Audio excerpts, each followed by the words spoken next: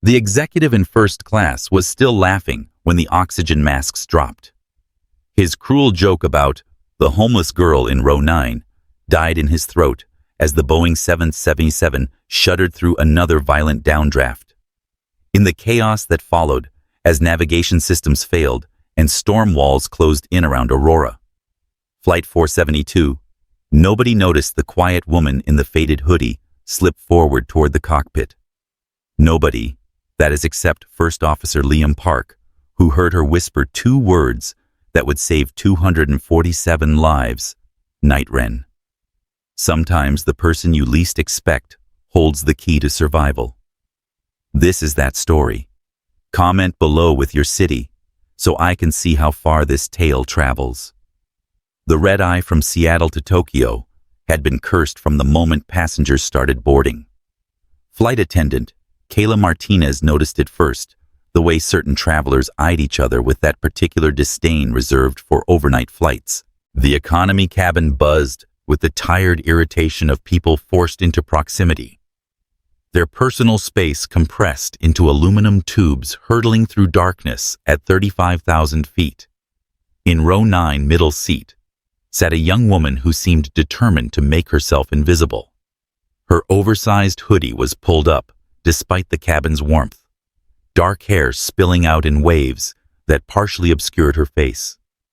She clutched a worn leather messenger bag like a shield, fingers drumming silently against its surface in patterns that suggested muscle memory from somewhere else entirely. "Excuse me, miss." Purser Elena Sloane's voice carried the particular authority of someone who'd spent 15 years perfecting the art of passenger management. "You'll need to stow that bag properly for takeoff." The woman looked up, revealing dark eyes that seemed to catalog everything in a single glance: the purser's stance, the emergency exits, the structural stress points visible along the cabin ceiling. "It fits under the seat." "Barely." Sloane's tone suggested this was already more conversation than she'd planned. "And that hoodie needs to come down during safety demonstrations." A snort of laughter came from first class, where Marcus Webb, Senior Vice President of something digital and disruptive, was holding court with his traveling companions. "Probably doesn't speak English anyway," he said, just loud enough to carry. "Economy's becoming more like a Greyhound station every year." The woman's jaw tightened imperceptibly, but she pulled her hood down without comment. Kayla, passing through the galley, caught the interaction and felt an uncomfortable twist in her stomach. She'd seen this dynamic before, the casual cruelty that came with altitude and anonymity. "Ladies and gentlemen from the flight deck, this is Captain Sarah Chen. We're showing an on-time departure here in Seattle, with our route taking us north over the Pacific. We're expecting some weather along the way, but nothing our 777 can't handle. Flight time to Tokyo. Narita will be approximately 10 hours and 40 minutes. As the safety video played, Kayla found herself watching row 9. The woman, she looked maybe 25, though something in her eyes suggested she'd seen more than her years implied, followed along with an intensity that seemed unusual. Not the glazed attention of frequent flyers, but the focused absorption of someone actually processing the information. When they reached cruising altitude, the cabin settled into the familiar rhythm of a long-haul flight. Laptops emerged, blankets were distributed, and the overhead lights dimmed to simulate night. But sleep proved elusive as the aircraft began its dance with the weather systems building over the North Pacific. The first bump came 90 minutes out of Seattle, just a little turbulence that sent a few drinks sliding across tray tables. Nothing unusual from the Pacific route, where the jet stream and thermal layers created a constantly shifting maze of air currents. "Folks, we're going to go ahead and turn on the seatbelt sign," Captain Chen announced. "We're seeing some moderate chop ahead, so we'd like everyone seated with belts fastened." In row 9, the woman straightened slightly. Her hand moved to her armrest, fingers spread in a way that suggested she was feeling for vibrations through the aircraft's structure. The businessman to her left, Gerald Hoffman, according to his boarding pass, shot her an annoyed look. "Great sitting next to a nervous flyer," he muttered to his seatmate. "This is going to be a long night." But the woman didn't look nervous. If anything, she appeared to be listening to something the rest of them couldn't hear, some frequency or rhythm in the aircraft's movement that spoke to her in a language none of them understood. The second round of turbulence hit harder. The 777 dropped suddenly, that stomach-in-your-throat sensation that made seasoned travelers grip their armrests. A few gasps echoed through the cabin, and someone's phone skittered down the aisle. In first class, Marcus Webb raised his voice over the engine noise. "Pilots probably fresh out of flight school. They never teach them how to find smooth air anymore." The woman in row 9 turned in her seat. For the first time since boarding, she made direct eye contact with someone, Webb, and her voice carried clearly through the cabin, despite its quiet tone. "The pilot's following standard procedure for wind shear avoidance. The alternative would be structural stress that could compromise control surfaces." The cabin went noticeably quieter. Webb's face flushed. "I'm sorry, did I ask for your opinion, sweetheart?" "No," she replied evenly. "You offered yours incorrectly. I provided a correction." Kayla, passing through with a fresh pot of coffee, caught the exchange and felt that twist in her stomach again. But before anyone could respond, the aircraft lurched again, harder this time. A lateral movement that sent the coffee pot sliding from her hands. The lights flickered. Emergency lighting strips along the aisles flashed on briefly, then stabilized as the main cabin lights returned. In the sudden quiet that followed, punctuated only by the steady drone of engines, Kayla heard something she'd never heard before in 15 years of flying. The distinct sound of uncertainty from the cockpit, muffled voices, the ping of warning systems, the subtle shift in engine rhythm that suggested the pilots were making adjustments. "Ladies and gentlemen, this is First Officer Park. We're experiencing some equipment irregularities along with the weather. Nothing that compromises flight safety. But we're going to ask that everyone remain seated with seatbelts fastened while we work through our procedures." The word irregularities sent a ripple of unease through the cabin. Passengers exchanged glances. Children began to fuss. The businessman next to row 9 pulled out his phone to check for signal, an automatic response that would prove futile at their altitude. The woman in the hoodie sat perfectly still, but Kayla noticed her posture had changed. She was no longer trying to disappear. Her head was tilted slightly, as if she were listening, not just to the announcement, but to something beneath it, the subtle changes in engine harmonics, the almost imperceptible shifts in the aircraft's attitude. Another series of bumps shook the cabin, and this time, they didn't stop.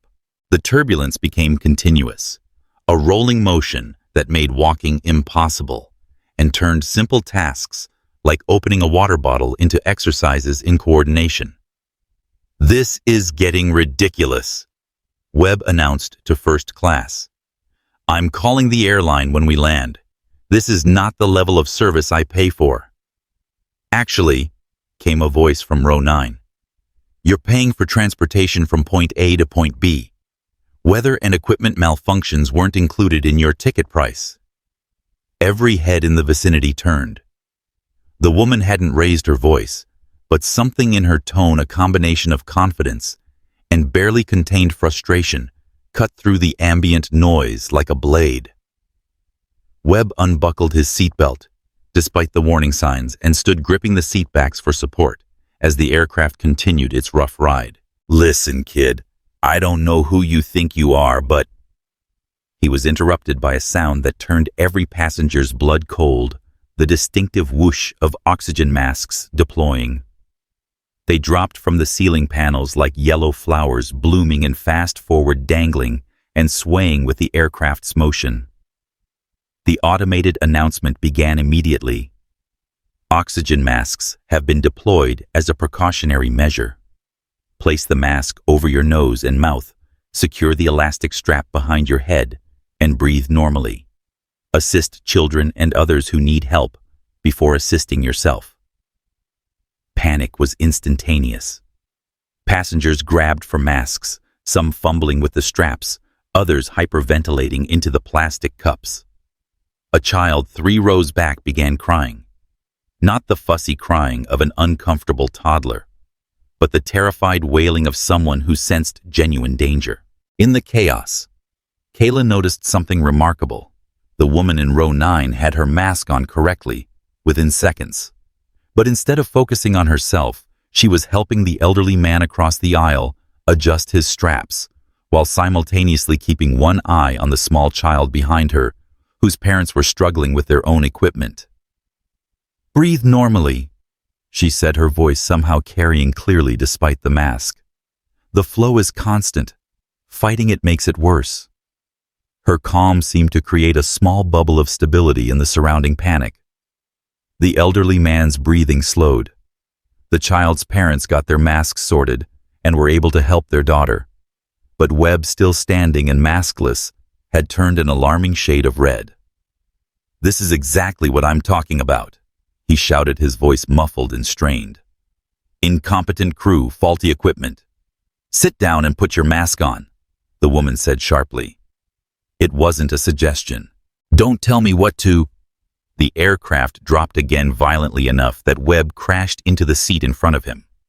This time, the drop seemed to go on forever, that terrifying sensation of free fall that made stomach acid surge upward and convinced every primitive part of the brain that death was imminent.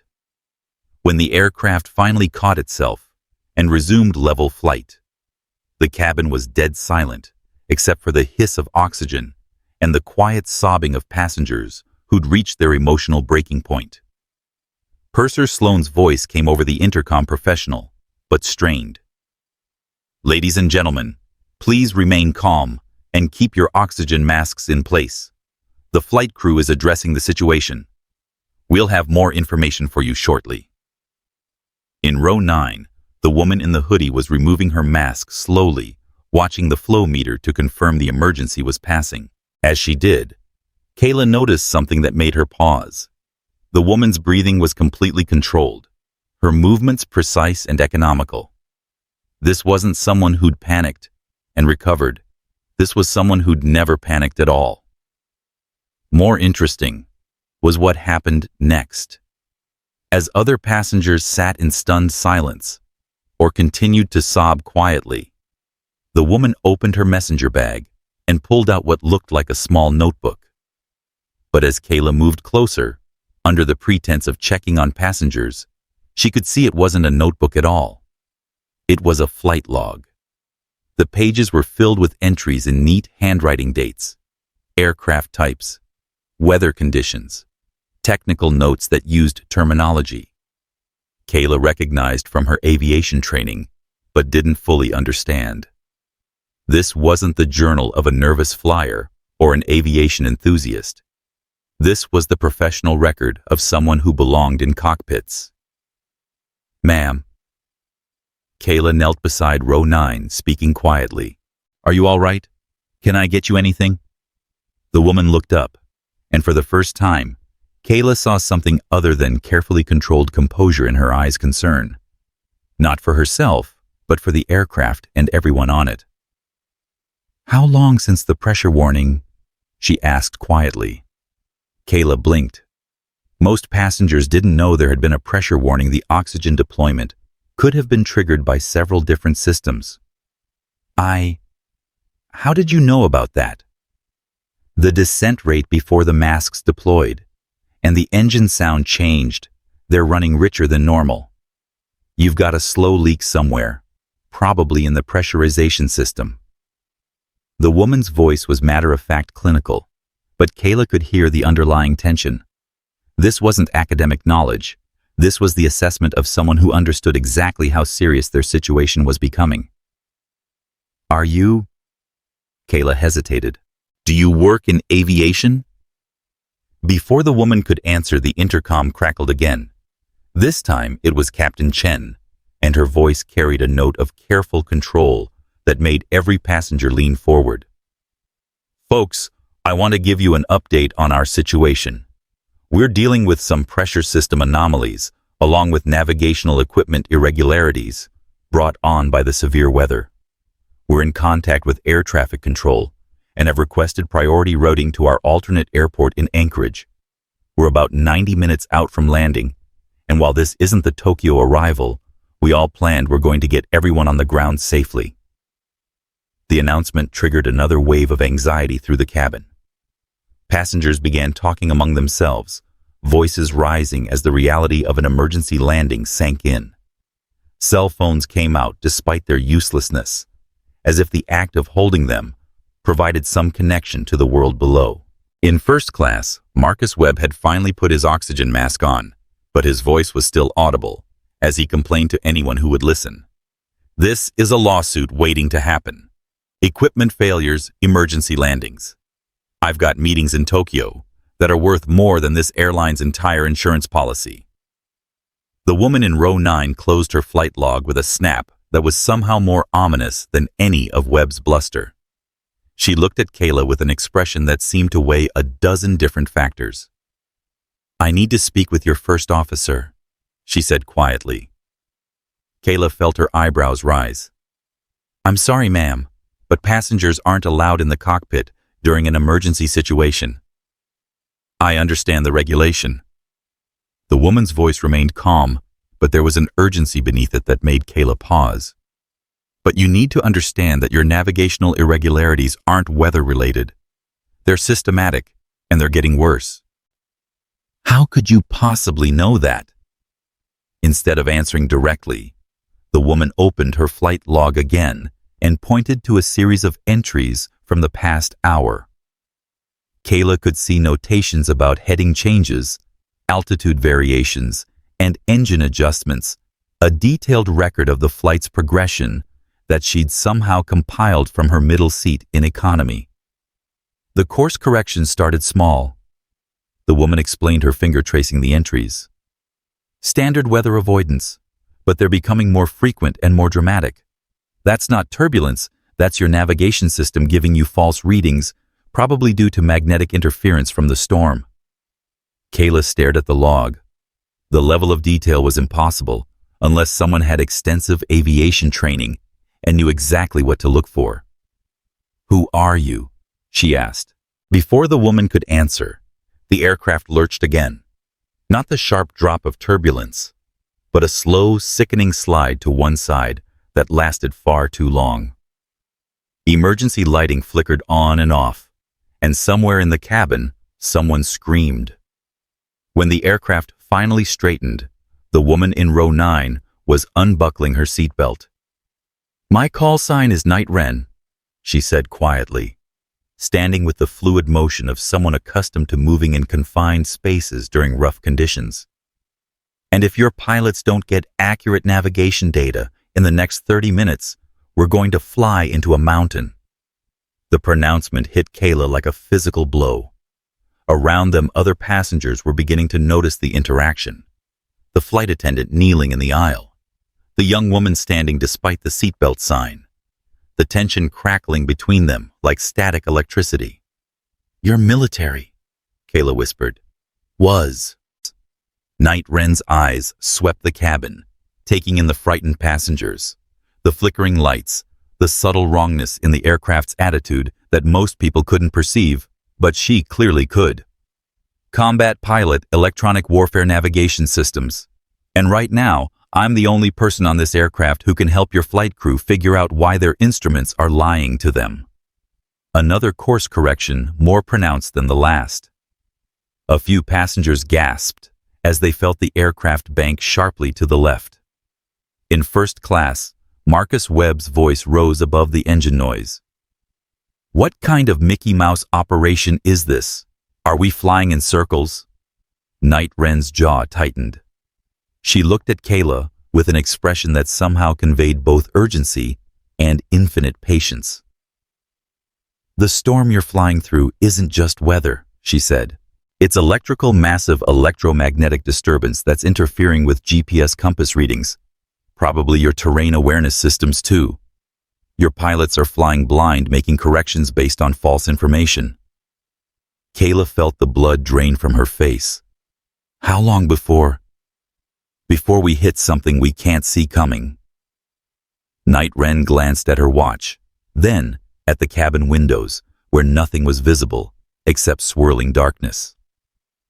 At our current rate of deviation, maybe 20 minutes, maybe less. The cabin lights flickered again longer this time, and when they came back, they seemed dimmer. In the brief darkness, Kayla had seen something that chilled her, the faint glow of instrument panels reflecting off the cockpit door, suggesting the flight crew was dealing with warnings and alerts that passengers couldn't see. Night Wren was already moving toward the front of the aircraft, her movements sure and purposeful, despite the continuing turbulence. Other passengers tracked her progress with their eyes, some with curiosity, others with the blank stare of people too frightened to process new information. Halfway to the cockpit, she passed Marcus Webb's row. He looked up from his phone, taking in her appearance with obvious disdain. "Going to complain to the captain yourself?" he asked loudly. "Maybe they'll give you a frequent flyer discount." Night Wren stopped and looked down at him. When she spoke, her voice was quiet enough that only the nearby passengers could hear, but it carried an authority that made everyone within range go silent. "In about 15 minutes, when your GPS shows you're over empty ocean, but the terrain radar shows mountains directly ahead, remember this moment. Remember that you valued the cut of someone's clothes more than the content of their knowledge." Webb's face went white. "What are you talking about?" But Night Wren was already moving again, reaching the forward galley, where Purser Sloan was checking emergency equipment. The older woman looked up with the harried expression of someone trying to maintain order in an increasingly chaotic situation. "Ma'am, you need to return to your seat immediately. We're dealing with an emergency situation." "Yes," Night Wren agreed. "You are. And unless someone with electronic warfare training helps your pilot sort through the navigation failures, it's going to become a fatal emergency." Sloane's composure cracked slightly. "I'm sorry, who did you say you were?" "Night Wren. Former Air Force combat rated on multiple platforms. Your aircraft is experiencing systematic navigation failure due to electromagnetic interference from the storm system. I need 60 seconds with your first officer to explain what's happening and how to compensate for it." For a moment, the only sound was the drone of engines and the subtle creaking of the aircraft's structure as it fought through the turbulent air. Sloane looked at this young woman in the faded hoodie, clearly trying to reconcile her appearance with the confidence and technical knowledge she was displaying. "You're saying you're a pilot, was a pilot, am a pilot." Night Wren's patience was clearly wearing thin. "Ma'am, every second we spend on verification is a second closer to controlled flight into terrain. Your crew needs information they don't have, and I can provide it." As if summoned by her words, the cockpit door opened, and First Officer Liam Park stepped out. He was a compact man in his 30s, with the alert, tired expression of someone dealing with multiple system failures simultaneously. His eyes swept the forward cabin, taking in the tense conversation between Sloane and Night Wren. "What's the situation here?" he asked. Sloane gestured helplessly. "This passenger claims to be a military pilot. She says she needs to speak with you about navigation issues." Park's expression sharpened. In emergency situations, flight crews were trained to use every available resource, including passenger expertise. His eyes focused on Night Wren with the assessing gaze of one professional evaluating another. "Military pilot? Combat-rated electronic warfare specialist. Your navigation systems are being compromised by electromagnetic interference from the storm. The course corrections you're making are based on false readings." Park was quiet for a moment, processing this. Night Wren could see him weighing regulations against necessity, protocol against survival. Behind him, through the open cockpit door, she caught a glimpse of Captain Chen, hunched over instruments, her voice tense, as she communicated with air traffic control. "How do you know about our course corrections?" Night Wren handed him her flight log, open to the current page. Park's eyebrows rose as he took in the detailed notations entries that showed a level of situational awareness that should have been impossible from a passenger seat. "You've been tracking our flight path," among other things. The electromagnetic signature of this storm is classic. It creates a moving area of interference that follows the storm cells. Your GPS is giving you positions that are off by miles. Your magnetic compass is being deflected. And unless I'm wrong, your terrain awareness system is showing clear air where there should be mountains. Park's face went pale. How could you know that? Because I've flown through storms like this in combat zones. The interference pattern is identical to electronic warfare jamming, except it's natural instead of hostile. Night Wren leaned closer, lowering her voice. How far off course do you think you are? We're not entirely sure. The navigation systems are giving us conflicting information. You're approximately 40 miles northeast of your intended track and about 15 miles closer to the Aleutian mountain range than your instruments are telling you. If you continue on your current heading for more than another 10 minutes, you're going to encounter terrain. The words hung in the air like a death sentence. Park stared at the flight log, then at Night Wren, then back at the log. Around them, the aircraft continued its uneasy passage through the storm, each bump and shudder, a reminder of how precarious their situation had become. "Ma'am," Park said finally, his voice carefully controlled, "I need you to come with me." As Night Wren followed the first officer toward the cockpit, the cabin behind them had gone eerily quiet. Passengers sensed that something significant was happening, though most couldn't articulate what.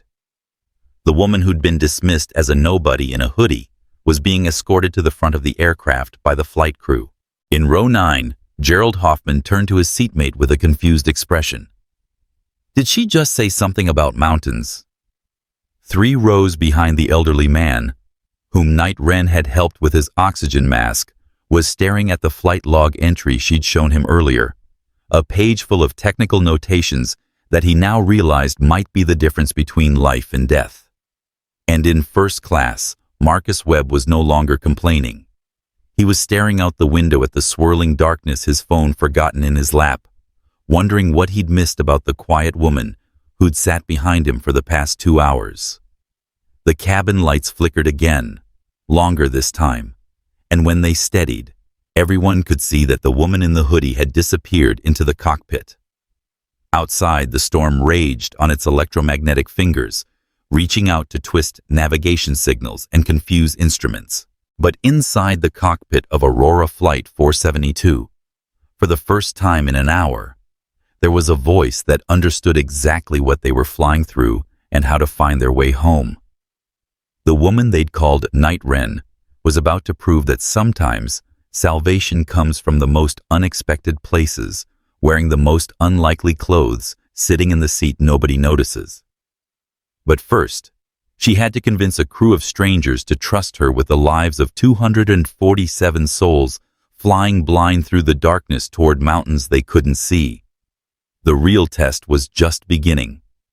The cockpit door sealed behind Night Wren with a soft pneumatic hiss that seemed to separate her from the world of frightened passengers and into the realm of pure technical crisis.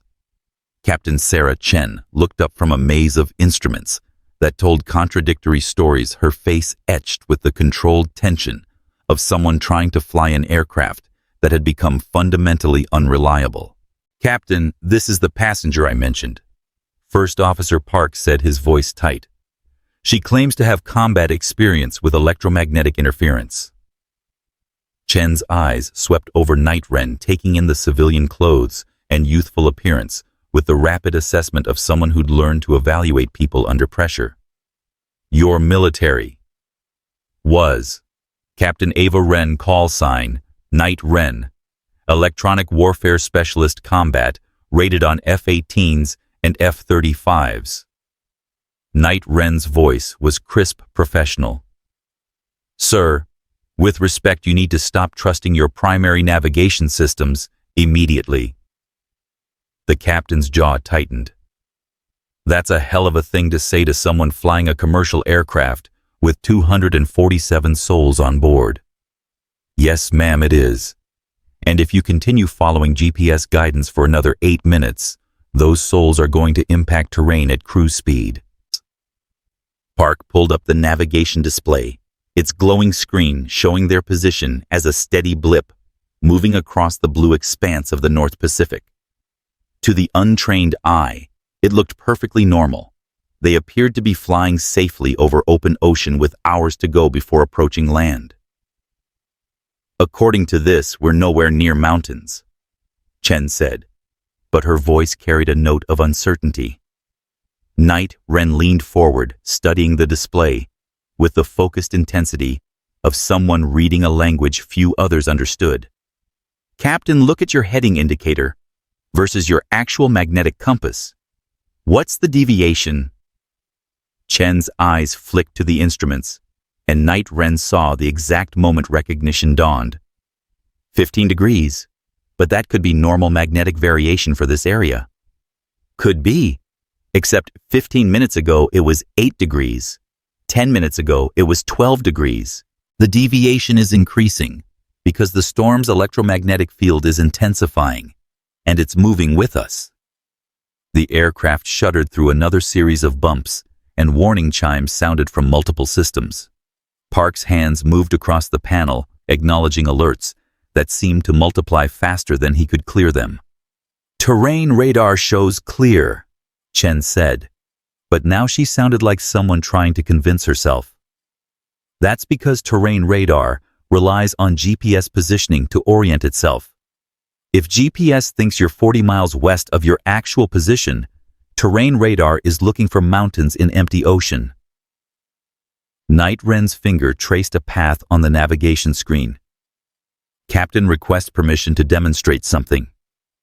Chen hesitated for exactly 3 seconds. Time they didn't have, but protocol demanded. What kind of demonstration? Turn to heading 270 for exactly 90 seconds, then back to your current heading. Watch what happens to your position on GPS. That takes us off our assigned route. Ma'am, you're already off your assigned route. You have been for the past 20 minutes. The words hit like a physical blow. Park looked at Chen, who stared at the instruments with the expression of someone whose foundational assumptions were crumbling. Air traffic control cleared us to this heading, Chen said slowly. Based on position reports from your transponder, which is also GPS dependent. Everyone thinks you're where GPS says you are, including ATC. Night Wren's voice remained steady, but underneath was an urgency that made both pilots lean forward. Captain, the storm cell we're flying through is generating electromagnetic interference equivalent to military-grade jamming. Everything that depends on satellite navigation is compromised. Another alarm sounded, this one different. A low, insistent tone that made Park's face go white. Proximity warning. Chen's hands flew to the controls, pulling the aircraft into a climb, while her eyes scanned instruments that suddenly seemed more like enemies than allies. I don't see anything on radar. Because radar is calibrated to your GPS position, Night Wren said grimly. Captain, with your permission, I'd like to try something we used in combat when GPS was jammed. What? Dead reckoning combined with celestial backup. There's enough clear sky above the storm layer to get a star fix, and I can calculate our actual position using time speed and magnetic heading corrected for the interference pattern. Chen stared at her. You want to navigate by the stars in a Boeing 777. I want to navigate by physics and mathematics instead of satellites that are being lied to by a magnetic storm. The proximity alarm sounded again, longer this time.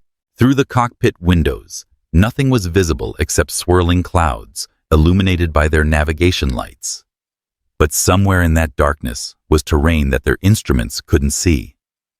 Park. What's our fuel status? Chen asked. Sufficient for anchorage with normal reserves tight, if we have to extend significantly. Define tight. If we're more than 30 minutes off course, we'll be landing on fumes. Night Wren opened her flight log to a page covered with calculations. Based on the deviation pattern I've been tracking You're approximately 22 minutes behind schedule and 43 miles northeast of where you think you are.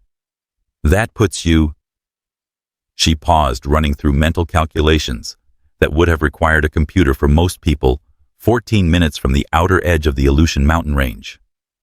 The cockpit fell silent, except for the drone of engines and the periodic chimes of warning systems. Chen looked at Park, who was staring at the navigation display as if willing it to tell the truth. "Captain," Night Wren said quietly, "in about 30 seconds your ground proximity warning system is going to activate. When it does, you'll know I'm right, but you'll also be out of time to avoid the terrain." Chen's hand hovered over the controls.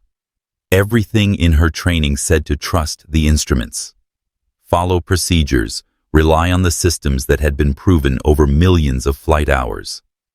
But something deeper, the instinct that had kept her alive through 20 years of flying, was screaming that those systems had become their enemy. "What do you need?" she asked. 2 minutes to get above the storm layer for a celestial fix and permission to help you interpret what your backup instruments are actually telling you. Chen made the decision that would save all their lives. "Take us up to flight level 430. The Boeing 777 began climbing through the storm layer, its engines working harder in the thinner air as they sought clear sky above the electromagnetic chaos. Night Wren moved to the small navigation station behind the pilot's seats, pulling out a compact device that looked like a cross between a sextant and a calculator.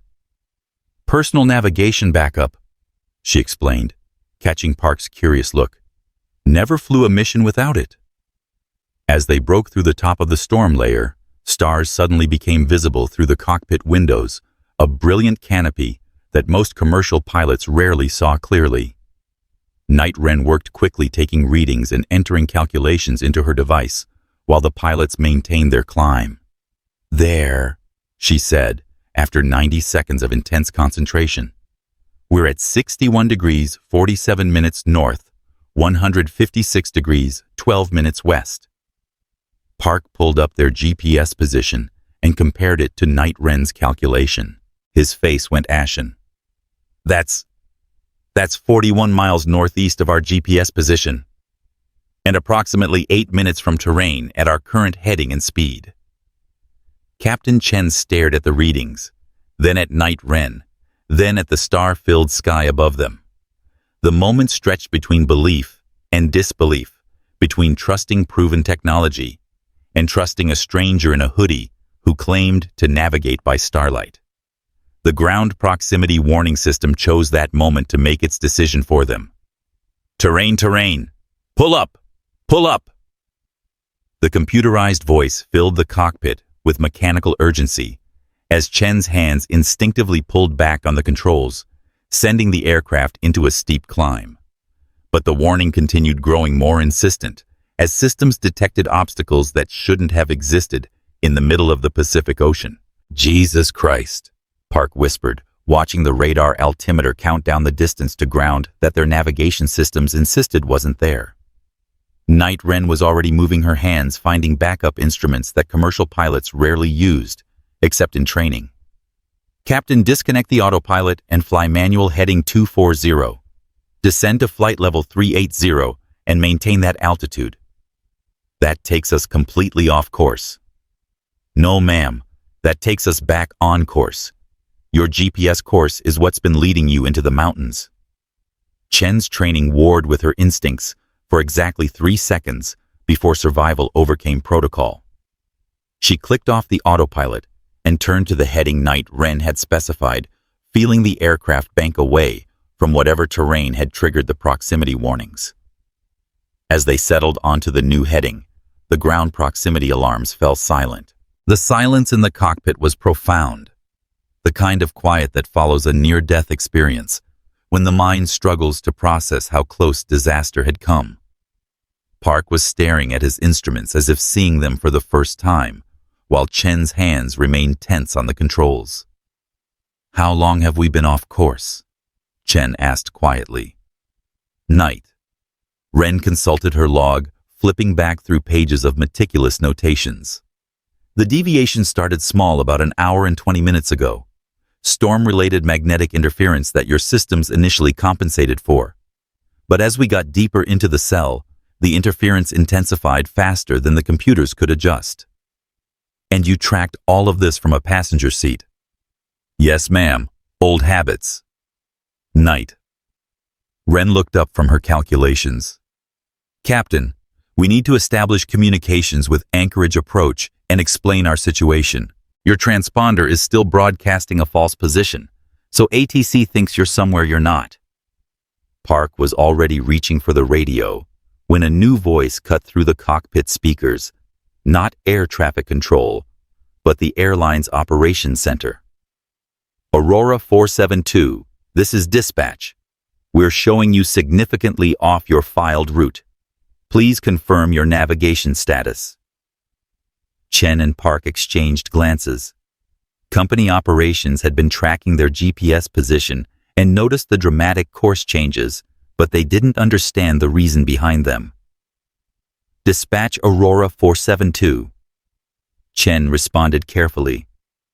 We're dealing with navigation equipment irregularities due to electromagnetic interference from the storm system. We have consulted with an expert passenger and are implementing alternative navigation procedures. There was a pause that lasted several seconds an eternity in aviation communications. Aurora 472. Did you say expert passenger? Please clarify. Night Wren gestured for the microphone. Chen hesitated, then handed it over, a decision that violated multiple protocols, but was beginning to feel like the only sane choice in an insane situation. Operations. This is Captain Ava Wren, former Air Force, currently assisting Aurora 472 with electromagnetic navigation issues. We've identified systematic GPS failure due to storm interference and are proceeding using backup navigation methods. Another pause longer this time. Captain Wren, this is Operations Supervisor Martinez. Can you confirm your credentials and explain the nature of the navigation failure? Electronic Warfare Specialist Combat, rated on multiple platforms. The storm system you're flying through is generating electromagnetic interference that's corrupting GPS signals by up to 40 miles. Standard commercial navigation systems aren't designed to recognize or compensate for this type of distortion. And your recommended solution? Night Wren looked at Captain Chen, who nodded for her to continue. Dead reckoning navigation, using celestial backup and magnetic compass readings, corrected for the interference pattern. We've already identified and avoided terrain that GPS systems couldn't see. The radio crackled with static as Martinez consulted with other supervisors. When he returned, his voice carried a new note of urgency. Aurora 472, we're patching you through to our chief pilot and meteorology department. Stand by. As they waited for the connection, Night Wren returned to her calculations, while Chen and Park struggled to adapt their thinking to a situation their training had never anticipated. Flying a modern airliner without GPS was like performing surgery without anesthesia, technically possible, but requiring skills most practitioners had never needed to develop. Captain, Night Wren said, looking up from a page covered with numbers and diagrams. We need to discuss fuel consumption. The course corrections have added approximately 37 minutes to your flight time. That puts your Anchorage arrival right at minimum fuel reserves. Park was already running the calculations on his flight management system. She's right. We'll have about 20 minutes of fuel remaining when we land. 20 minutes. Chen's voice carried a new tension. That's not a reserve, that's a prayer. Actually, it's sufficient if we don't encounter any additional delays or routing changes. But we need to start our descent soon to optimize fuel consumption. A new voice came through the radio, older, authoritative, with the measured tone of someone who'd dealt with aviation emergencies for decades. Aurora 472, this is Chief Pilot Harrison. I understand you have a passenger providing navigation assistance. Affirmative, Chen replied. Captain Wren has identified systematic navigation failure that we couldn't detect using standard procedures. Captain Wren, This is Harrison. What's your current assessment of the situation? Night Wren took the microphone again. Sir, the electromagnetic storm has created a moving area of GPS distortion approximately 60 miles in diameter. Aircraft flying through it experience navigation errors that increase over time as the interference compounds. We've corrected our course and are proceeding to anchorage using alternative navigation methods. Alternative methods meaning what exactly? Celestial navigation combined with dead reckoning, sir. Visual star fixes corrected for magnetic variation caused by the storm's electromagnetic field. There was a pause that seemed to stretch across the entire Pacific. Captain Wren, that's not a procedure we've trained for in commercial aviation. No, sir. But it's a procedure that works when satellites lie to you. Harrison's voice, when it returned, carried the weight of a decision that could make or break careers. Aurora 472, you are cleared to continue with alternative navigation under the guidance of your passenger expert. We're coordinating with Anchorage Approach to expect your arrival using non-standard navigation methods.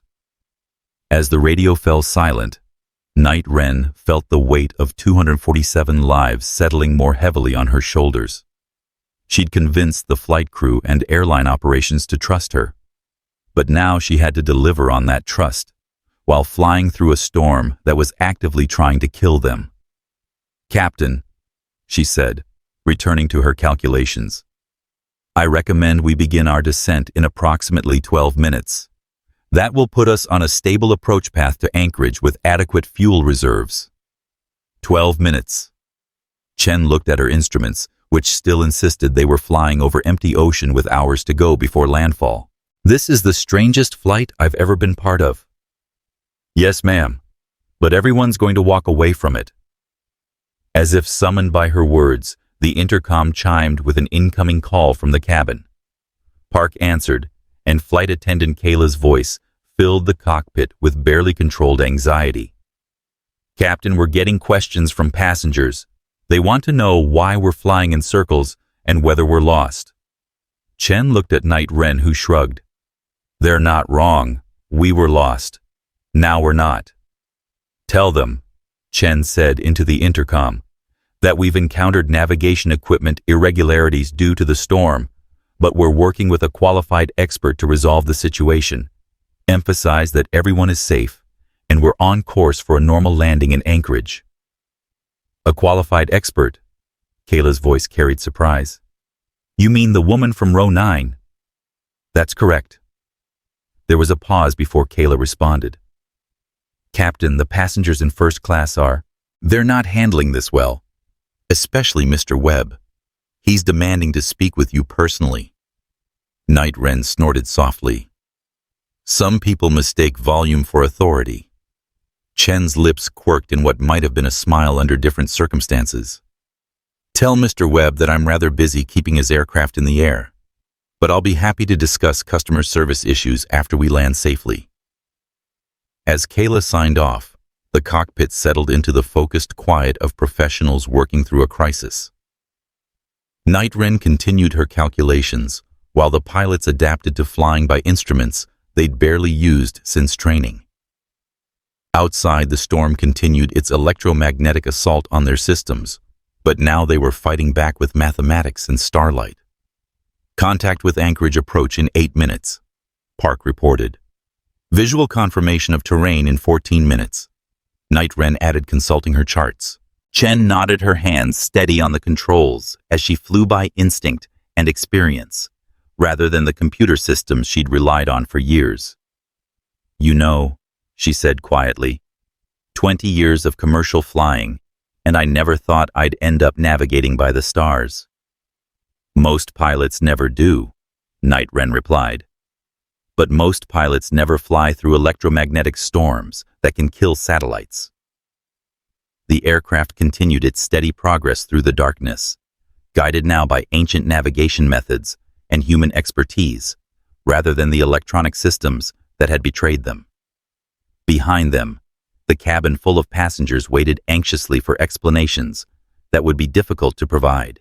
How do you tell people that their lives were saved by a woman in a hoodie who read the stars like a map and understood the language of magnetic storms? How do you explain that? Sometimes the most advanced technology fails, and survival depends on the oldest skills humanity possesses. Night. Wren checked her calculations one more time, confirming their position against the steady progression of stars overhead. In 12 minutes, they would begin their descent toward Anchorage. In 30 minutes, they would be on the ground. But first, they had to convince air traffic control that an aircraft was approaching from a direction where no aircraft should be flying a route that existed nowhere in the computer systems that managed modern aviation. The real test of trust was still ahead. The radio crackled to life with the distinctive accent of Anchorage approach control cutting through the cockpit tension like a lifeline thrown to drowning sailors. Aurora 472 Anchorage approach. We have you on radar, but your position appears inconsistent with your flight plan. Please confirm your current location and intentions. Captain Chen reached for the microphone, but Night Wren placed a gentle hand on her wrist. Let me handle this part, Captain. They're going to think we're all crazy. Chen nodded and handed over the mic. Night Wren's voice, when it came through the radio, carried the crisp professionalism of someone accustomed to explaining complex situations under pressure. Anchorage approach, Aurora 472. We're currently at flight level 380, approximately 140 miles southeast of your position. We've experienced systematic GPS failure due to electromagnetic interference from the storm system and are navigating using alternative methods. A pause that lasted exactly 4 seconds, long enough for the controller to check multiple radar screens and confer with supervisors. Aurora 472. We show you approximately 60 miles east of your reported position. Please explain the discrepancy. Anchorage. Our GPS has been providing false position data for the past 90 minutes. We've corrected using celestial navigation and are proceeding direct to your field. Request priority handling due to minimum fuel situation.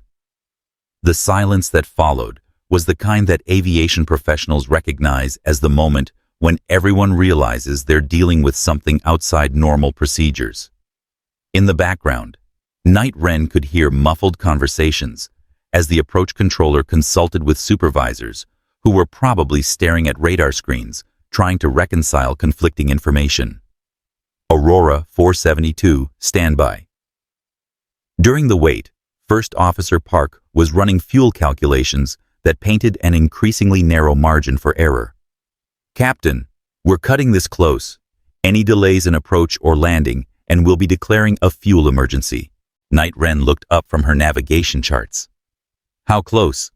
15 minutes of fuel at touchdown, assuming a straight-in approach with no holding patterns or go-arounds. And if we have to circle for spacing?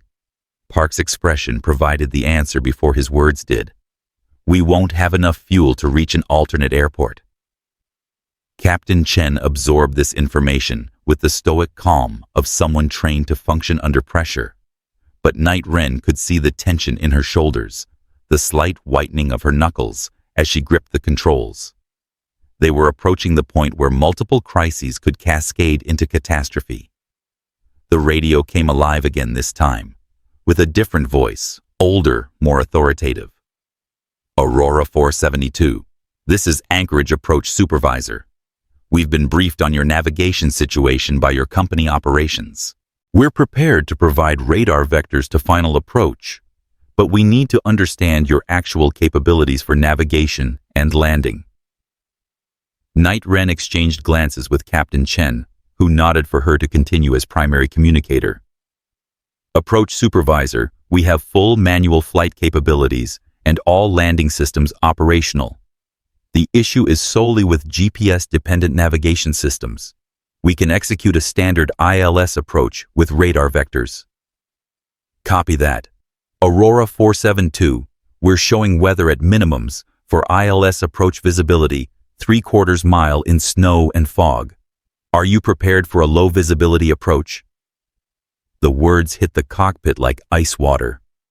Night. Wren felt her stomach clench as she processed the implications. They'd navigated through electromagnetic chaos, only to face the possibility of landing in conditions that left no margin for error. Approach confirm current weather conditions. Captain Chen requested, her voice tight. Aurora, 472. Anchorage weather wind, 270 at 15. Gusting to 25 visibility, 3/4 mile in light snow and mist ceiling indefinite vertical visibility, 400 feet. Braking action fair to poor on all runways due to snow accumulation. Night Wren watched the blood drain from First Officer Park's face. Landing in these conditions with minimum fuel meant they would get exactly one chance to touch down safely. No go-around, no second approach, no margin for pilot error or equipment malfunction. Captain, Night Wren said quietly, I need to be honest about something. I've never landed a 777 in conditions like this. Chen looked at her with an expression that somehow mixed gratitude and grim humor. Well, I have, but I've never done it after flying through an electromagnetic storm with a passenger providing navigation. The intercom chimed with another call from the cabin. This time it was Purser Sloan, and her voice carried a note of barely controlled panic. Captain, we have a situation in the cabin. Several passengers are demanding to know what's happening, and Mr. Webb is threatening to, well, he's threatening to do something disruptive if he doesn't get answers. Night Wren's jaw tightened. What kind of disruptive? He's talking about forcing his way into the cockpit. He says he doesn't trust the crew to handle the situation competently. Captain Chen's voice, when she responded, carried 20 years of authority and zero tolerance for passenger interference.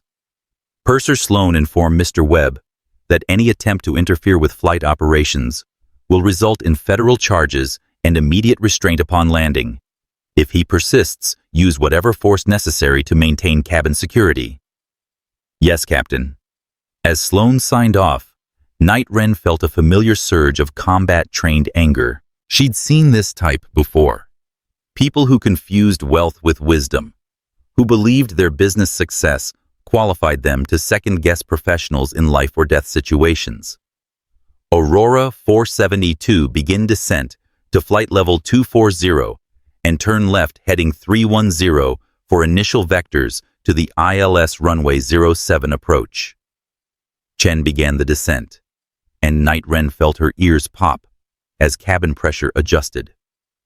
Through the cockpit windows, the storm layer was still visible below them, its electromagnetic chaos continuing to wreak havoc on navigation systems throughout the region. Approach Aurora 472 level at flight level 240, heading 310. Aurora 472, contact Anchorage Tower on 118.7 for further approach instructions. Good luck. The frequency change marked another milestone in their emergency. They were close enough to land that approach control was handing them off to the tower controllers, who would guide them through the final phase of flight. Anchorage Tower, Aurora 472 with you at flight level 240. Aurora 472 Anchorage Tower. We have emergency equipment standing by as precautionary measure due to your fuel situation. Turn right, heading 040, descend, and maintain 10,000 feet. Night Wren watched the fuel gauges with growing concern. The descent would help with fuel consumption, but they were still burning precious minutes that translated directly into fuel that wouldn't be available at touchdown. Captain, she said quietly, I need to ask you something that might sound strange. After the past 2 hours, I'm not sure anything would sound strange anymore. Have you ever considered letting a passenger help with landing procedures? Chen's hands never wavered on the controls, but Night Wren saw her eyebrows rise. Help how? I've landed jets in worse conditions than this, and my hands know the feel of manual flight controls under pressure. I'm not suggesting I take over. You're the captain, and this is your aircraft. But if you need a steady hand on the controls, while you handle communications and systems management." The suggestion hung in the air like a live wire. Everything about it violated regulations, protocols, and common sense. But everything about their situation had already violated the normal rules of commercial aviation. First Officer Park turned in his seat to stare at Night Wren. "You're suggesting that a passenger help fly the approach. I'm suggesting that a combat pilot with experience in electronic warfare environments assist the flight crew in whatever capacity might be useful." Night Wren's voice remained steady, but underneath was an urgency born of watching fuel gauges count down towards zero. "The electromagnetic interference hasn't stopped just because we're descending. Your instrument landing system could still be affected." As if summoned by her words, the navigation radios began displaying erratic readings. The ILS localizer signal, which should have provided steady guidance to the runway centerline, was wavering back and forth like a needle in a magnetic field. "Tower Aurora 472. We're seeing irregular ILS signals. Can you confirm the localizer is operational?" "Aurora 472. We show all ILS systems normal. Other aircraft have reported no problems with the approach." Night Wren studied the instrument display with growing concern. "Captain, the interference is following us down. The storm's electromagnetic field is strong enough to distort radio navigation signals even at this altitude." Chen stared at the wavering instruments, then at Night Wren, then at the fuel gauges that seemed to be counting down like a timer on a bomb. "What do you recommend?" "Manual approach using visual references and radar vectors from the tower. I can help you interpret what the instruments are actually telling us versus what the interference is making them say." "Aurora 472, turn left, heading 010, descend to 6,000 feet. You're 15 miles from the outer marker." As the aircraft descended through the weather layer, the world outside the cockpit windows became a gray void of swirling snow and fog. Visibility dropped to nothing, leaving them entirely dependent on instruments that they now knew couldn't be trusted. 5 minutes of fuel remaining above minimum reserves," Park reported, his voice tight with stress. "Night." Wren moved closer to the instrument panel, studying the displays with the focused intensity of someone reading a language that most people couldn't understand. "Captain, the localizer signal is being deflected about 3 degrees to the right. Your actual approach path should compensate for that." Chen made the adjustment, feeling the aircraft settle onto a more stable approach path despite what the instruments indicated. "How can you tell?" "The pattern of deflection is consistent with electromagnetic interference from the storm. It's creating a systematic error that follows predictable principles." "Aurora 472. You're 5 miles from the outer marker. Contact tower on final approach, frequency 119.9. The frequency change marked their transition to the final phase of approach, the point where everything had to work perfectly, or they would run out of fuel, altitude, and options simultaneously. "Tower Aurora 472 on final approach frequency." "Aurora 472. You're cleared for ILS approach runway 07. Wind 270 at 18, gusting to 28. Previous aircraft reported moderate turbulence on final approach." Night Wren felt her pulse quicken. Turbulence during a low visibility approach with unreliable instruments and minimum fuel was every pilot's nightmare scenario. "Captain," she said quietly, "I recommend I take the controls while you handle the radios and fuel management. My hands are steadier in turbulence, and I can feel what the aircraft is trying to tell us through the control inputs." Chen hesitated for exactly 2 seconds' time, measured in heartbeats, while the aircraft continued its descent toward a runway they couldn't see through a storm that was actively trying to kill them. "Take the controls," she said. Night Wren's hands found the control yoke with the fluid motion of someone returning home after a long absence. Immediately, she could feel what Captain Chen had been fighting: the subtle wrongness in the aircraft's response to control inputs the way the electromagnetic interference was affecting even the manual flight controls. "I have the aircraft," she announced, using the formal phraseology that transferred control between pilots. "You have the aircraft," Chen confirmed. The Boeing 777 seemed to settle under Night Wren's touch, responding to control inputs that compensated for interference patterns that commercial pilots weren't trained to recognize. She flew not by the instruments, but by the feel of air flowing over control surfaces, the subtle vibrations that spoke of atmospheric conditions and aircraft attitude. 3 miles from touchdown, Park reported, 2 minutes of fuel remaining above emergency reserves. Through the swirling snow, runway lights began to appear like stars, emerging from clouds, faint at first, then growing brighter as they descended through the weather layer. Night Wren adjusted their approach path by field compensating for wind shear and electromagnetic interference that made the instruments lie about their actual position. 1 mile final, runway in sight.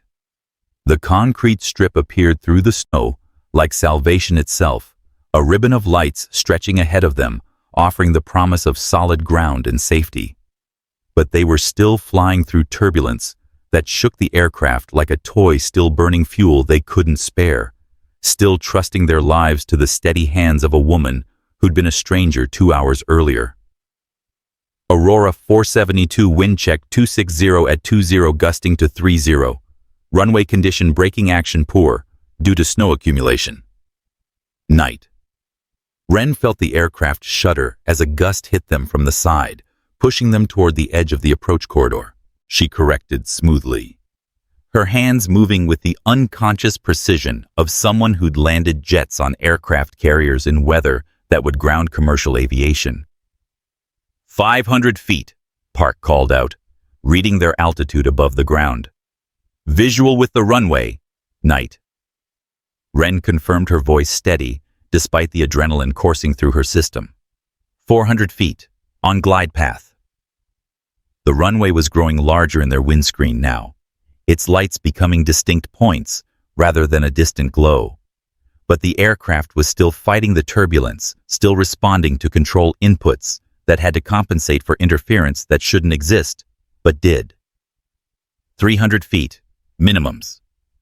This was the decision point, the altitude where they either had sufficient visual reference to continue the approach or had to execute a go-around. But a go-around would consume fuel they didn't have, leaving them with no options except emergency landing wherever they could find a clear space. Continuing approach, Night Wren announced. Runway environment in sight. 200 feet. The concrete was rushing up to meet them now, the runway lights strobing past in their peripheral vision as Night Wren held the aircraft steady against the crosswind and turbulence. Her hands moved constantly on the controls, making tiny adjustments that kept them aligned with the center line. 100 feet. 50 feet. In the cabin behind them, 247 passengers held their breath as they felt the aircraft descend through the final moments of flight.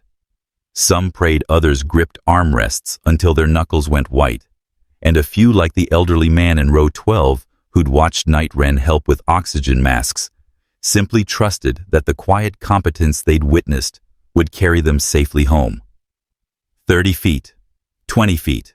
Night Wren pulled back on the controls in the gentle flare that marked the transition from flight to landing, feeling the aircraft settle toward the runway with the grace of a bird returning to its nest. 10 feet. 5 feet. The main landing gear touched concrete with a firm but controlled impact that spoke of professional skill rather than desperate survival. The aircraft rolled down the center line as Night Wren applied reverse thrust and brakes, bringing them to a safe stop with fuel tanks nearly empty and hearts still racing from the closest call any of them had ever experienced. Aurora 472, clear of the active runway, taxi to gate as able. Captain Chen's voice, when she took back the microphone, carried a mixture of relief and wonder that would be difficult to fake. Tower Aurora 472, clear of the runway. We'd like to thank Approach Control and Tower for their assistance during our navigation emergency. Aurora Aurora 472, our pleasure. Welcome to Anchorage. D. As they taxied toward the gate, Night Wren relinquished control of the aircraft back to Captain Chen. Her hands were steady as she released the controls, but she could feel the adrenaline beginning to fade, leaving behind the exhaustion that always followed intense concentration under pressure. "Captain," she said quietly, "your aircraft." "My aircraft," Chen confirmed, but her voice carried a note of respect that hadn't been there when they'd first met. "That was exceptional flying." First Officer Park was staring at the fuel gauges with the expression of someone who'd just seen a mathematical miracle. "We landed with exactly 3 minutes of fuel remaining. 3 minutes. Night Wren nodded, checking her watch and making a final entry in her flight log. Closed margins make for good stories. As the aircraft pulled up to the gate and the engines spooled down to silence, the intercom chimed with a call from the cabin. This time, it was flight attendant Kayla, and her voice carried a mixture of relief and curiosity that reflected the mood of everyone on board. "Captain, the passengers are asking if they can thank the person who helped with the navigation. Word has gotten around that someone in the cabin provided assistance." Night Wren was already gathering her messenger bag, preparing to slip back into anonymity, as she'd done after countless military missions. But Captain Chen reached out and touched her arm. "They deserve to know who saved their lives," Chen said quietly. "They deserve to know that competent professionals did their jobs under difficult circumstances." Night Wren replied, "That includes you, First Officer Park, and your entire crew. But without you, without teamwork and trust, we all would have died." Night Wren slung her bag over her shoulder and moved toward the cockpit door. The story isn't about one person being a hero. It's about people choosing to listen to expertise, regardless of where it comes from. As she reached for the door handle, Park's voice stopped her. "Captain Wren." She turned back. "What you did tonight? I've been flying for 15 years, and I've never seen anything like it." Night Wren's expression softened slightly. "You saw exactly what every pilot is capable of when circumstances demand it. The only difference is that my circumstances have been unusual." She opened the cockpit door and stepped back into the world of civilian aviation, where passengers were already standing to retrieve carry-on bags, and where the greatest emergency most people would ever experience was becoming just another story about a flight that arrived late, but arrived safely. But in the cockpit behind her, 2 commercial pilots sat in thoughtful silence, staring at instruments that had betrayed them, and wondering how many other times they'd trusted technology more than human judgment. The storm outside was beginning to weaken, its electromagnetic fury slowly dissipating as the weather system moved on toward other victims. But inside Aurora Flight 472, the real storm was just beginning, the storm of questions about authority, expertise, and the dangerous assumptions people make about who deserves to be heard when lives hang in the balance. Night Wren walked down the aisle toward her seat in row 9, passing passengers who were beginning to piece together the extraordinary events of the past 3 hours. Some stared with open curiosity, others with newfound respect, and a few, like Marcus Webb in first class, with expressions that suggested they were still processing the reality of what had happened. The woman in the hoodie had saved them all, and now they had to figure out what that meant. Night Wren had barely reached row 9 when the cabin erupted in spontaneous applause. It started with the elderly gentleman in row 12, Harold Morrison, a retired physics professor who'd watched her help with oxygen masks and recognized competence when he saw it. His weathered hands came together in slow, deliberate claps that somehow cut through the ambient noise of passengers gathering belongings. The applause spread like wildfire through the economy section. Passengers who'd witnessed her calm during the emergency, who'd heard fragments of technical conversations, who'd sensed that something extraordinary had happened in the cockpit, began standing and clapping with the fervor of people celebrating salvation itself. Night Wren felt heat rise in her cheeks as she tried to reach her seat unnoticed. This was exactly what she'd hoped to avoid: the attention, the questions, the moment when anonymous competence became public spectacle. But the aisle was blocked by standing passengers, their faces reflecting mixtures of gratitude, curiosity, and something approaching awe. "Excuse me," she said quietly, trying to squeeze past Mrs. Patterson from row 11, who was dabbing tears from her eyes. "My dear," Mrs. Patterson said, reaching out to touch Night Wren's arm. "My granddaughter was so frightened during the oxygen masks. You helped her feel safe. How can I ever thank you?" Before Night Wren could respond, Gerald Hoffman, the businessman who'd spent the flight complaining about sitting next to a nervous flyer, stood up from his aisle seat. His face was flushed with embarrassment and something that might have been shame. "I owe you an apology," he said, his voice carrying clearly through the cabin despite the engine noise. "I misjudged you completely. We all did." The admission hung in the air like a confession, and Night Wren saw heads turning throughout the cabin as passengers processed the implications. The quiet woman they'd dismissed, ignored, or actively scorned had been the person standing between them and disaster. "No apology necessary," Night Wren replied, finally reaching her row. "Everyone reacts differently to stress." But Hoffman wasn't finished.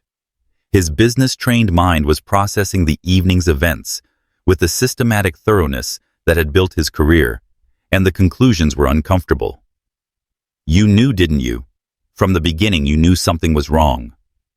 Night Wren paused in the act of retrieving her small carry-on bag.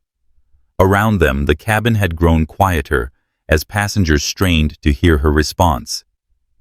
"I knew the aircraft was experiencing navigation anomalies consistent with electromagnetic interference," she said carefully.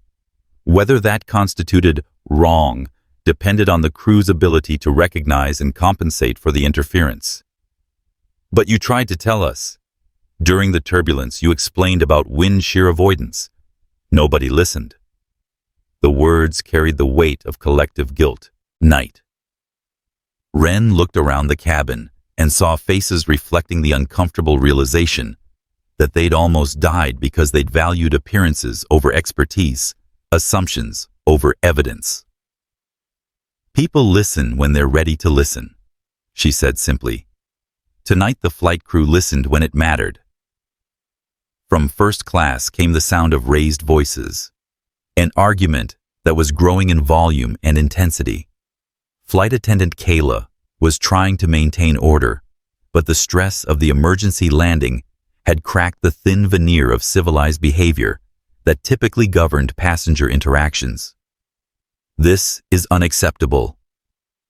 Marcus Webb's voice carried clearly through the cabin. "I demand to speak with the captain immediately. A passenger should never have been allowed to interfere with flight operations." Night Wren felt her jaw tighten. She'd hoped to avoid this confrontation, but Webb's voice was attracting attention from throughout the cabin, and she could see other passengers beginning to take sides in a debate they didn't fully understand. Purser Elena Sloan appeared at Night Wren's elbow, her professional composure intact but strained around the edges. "Captain Wren, Mr. Webb is requesting to speak with you." "I'm not required to speak with him." "No, but—" Sloan hesitated, glancing toward first class where Webb's voice was growing louder. "The situation is becoming disruptive. Other passengers are getting involved." Night Wren looked past Sloan and saw the problem developing. Webb had attracted a small group of supporters, other first-class passengers, who seemed to share his outrage at the breach of normal procedures. But they were being challenged by economy passengers who'd witnessed Night Wren's competence firsthand, creating a split in the cabin that threatened to explode into something uglier. "Fine," Night Wren said quietly. "But this conversation happens here in front of everyone. No private discussions." Sloan nodded and made her way toward first class. Within moments, Marcus Webb was striding down the aisle with the self-important bearing of someone accustomed to having his complaints taken seriously. His face was flushed with indignation, His expensive suit wrinkled from hours of stress, and his eyes carried the particular fury of someone whose worldview had been challenged by inconvenient facts. "You," he said, pointing at Night Wren with the dramatic flourish of a prosecutor addressing a defendant. "I want to know exactly what authority you had to interfere with this flight." The cabin fell silent, except for the background hum of aircraft systems. Passengers turned in their seats to watch the confrontation, sensing that something significant was about to unfold.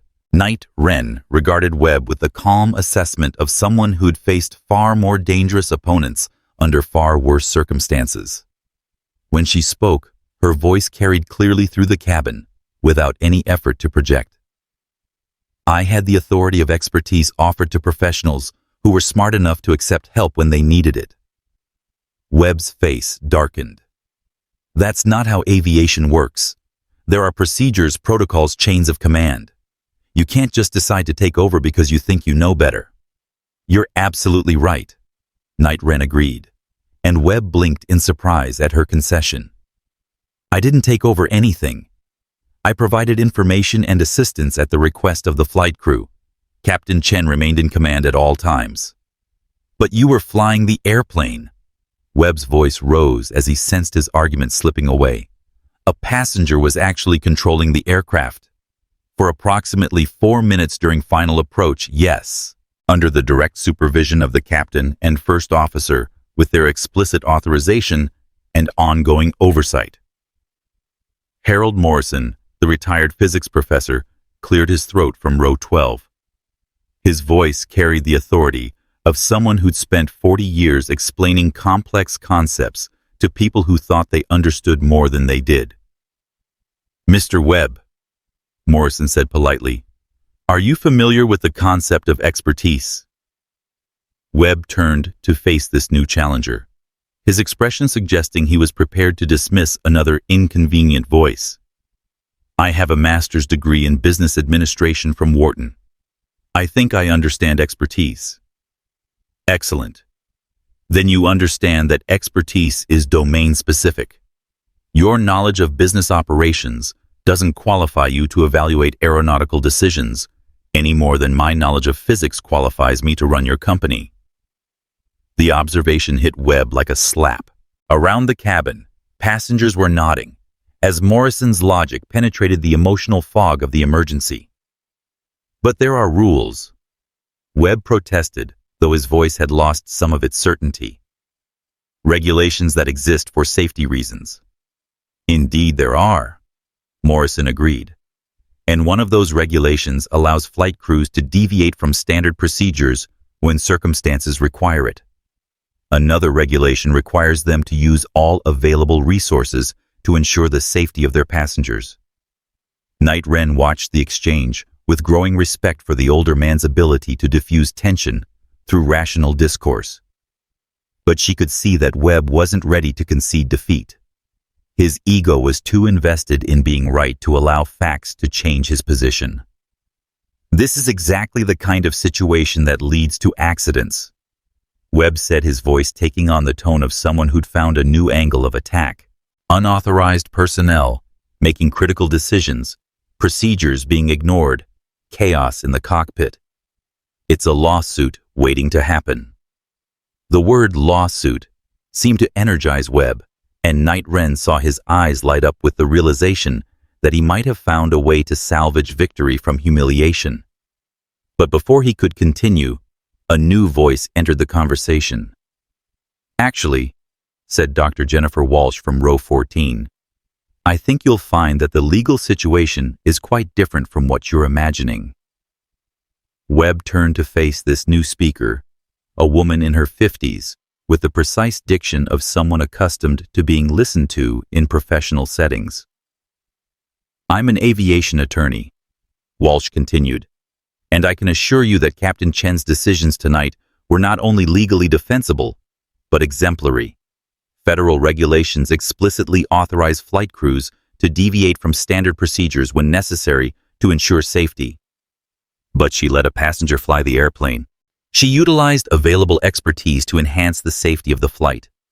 The Federal Aviation Administration has repeatedly affirmed that flight crews have broad discretionary authority in emergency situations. Walsh pulled out her phone and began scrolling through documents with the practiced efficiency of someone who lived in legal precedents. In fact, there are several cases where courts have specifically ruled that failure to utilize available expertise constitutes negligence, not the other way around. Webb's face was now cycling through shades of red that suggested his blood pressure was approaching dangerous levels. Night Wren almost felt sorry for him, but her sympathy was tempered by the memory of his casual cruelty earlier in the flight, his assumption that appearance determined worth. "This is insane," Webb muttered, but his voice had lost its commanding edge. "The whole system is insane." "What's insane," said a quiet voice from row 8, "is that we almost didn't listen to her because of what she was wearing."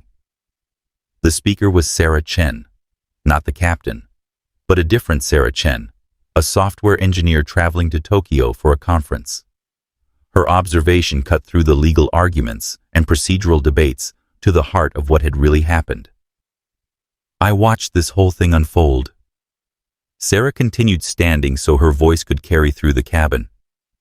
"When the turbulence started, she knew what was happening. When the oxygen masks came down, she helped people around her instead of panicking. When the plane was in trouble, she offered help. And what did we do?" She gestured toward the first-class section, where Webb's supporters were looking increasingly uncomfortable. "We made jokes about her clothes. We dismissed her knowledge. We judged her worth based on her seat assignment instead of her competence. If Captain Chen hadn't been smart enough to listen to her, we'd all be dead right now because of our prejudices." The words landed in the cabin like stones thrown into still water, creating ripples of uncomfortable self-reflection that spread through the passenger compartment. Night Wren saw people looking away, avoiding eye contact, confronting the uncomfortable truth about their own assumptions and biases.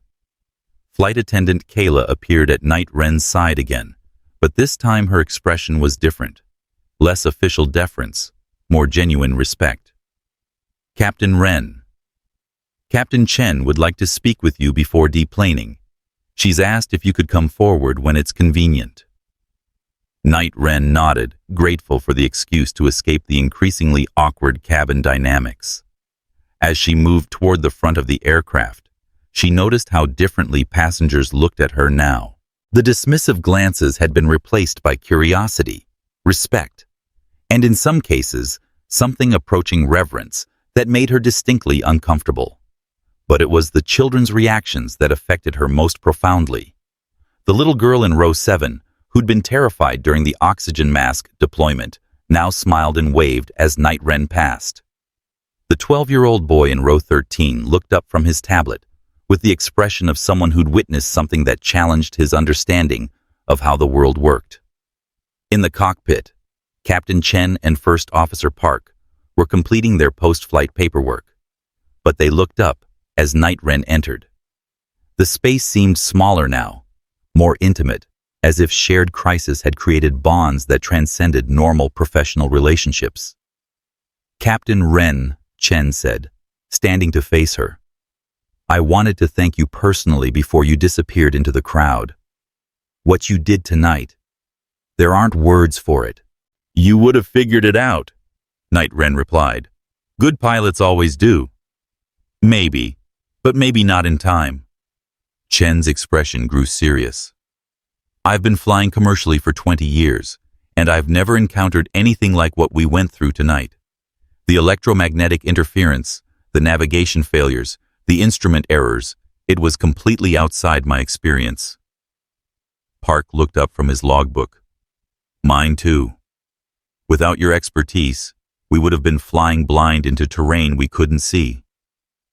"The important thing is that everyone's safe," Night Wren said, but Chen wasn't finished. "I need to ask you something, and I want you to answer honestly. How often do situations like this occur? Electromagnetic storms that can compromise navigation systems." Night Wren considered the question carefully. These were good pilots, asking important questions, and they deserved accurate information. More often than commercial aviation recognizes, she said finally.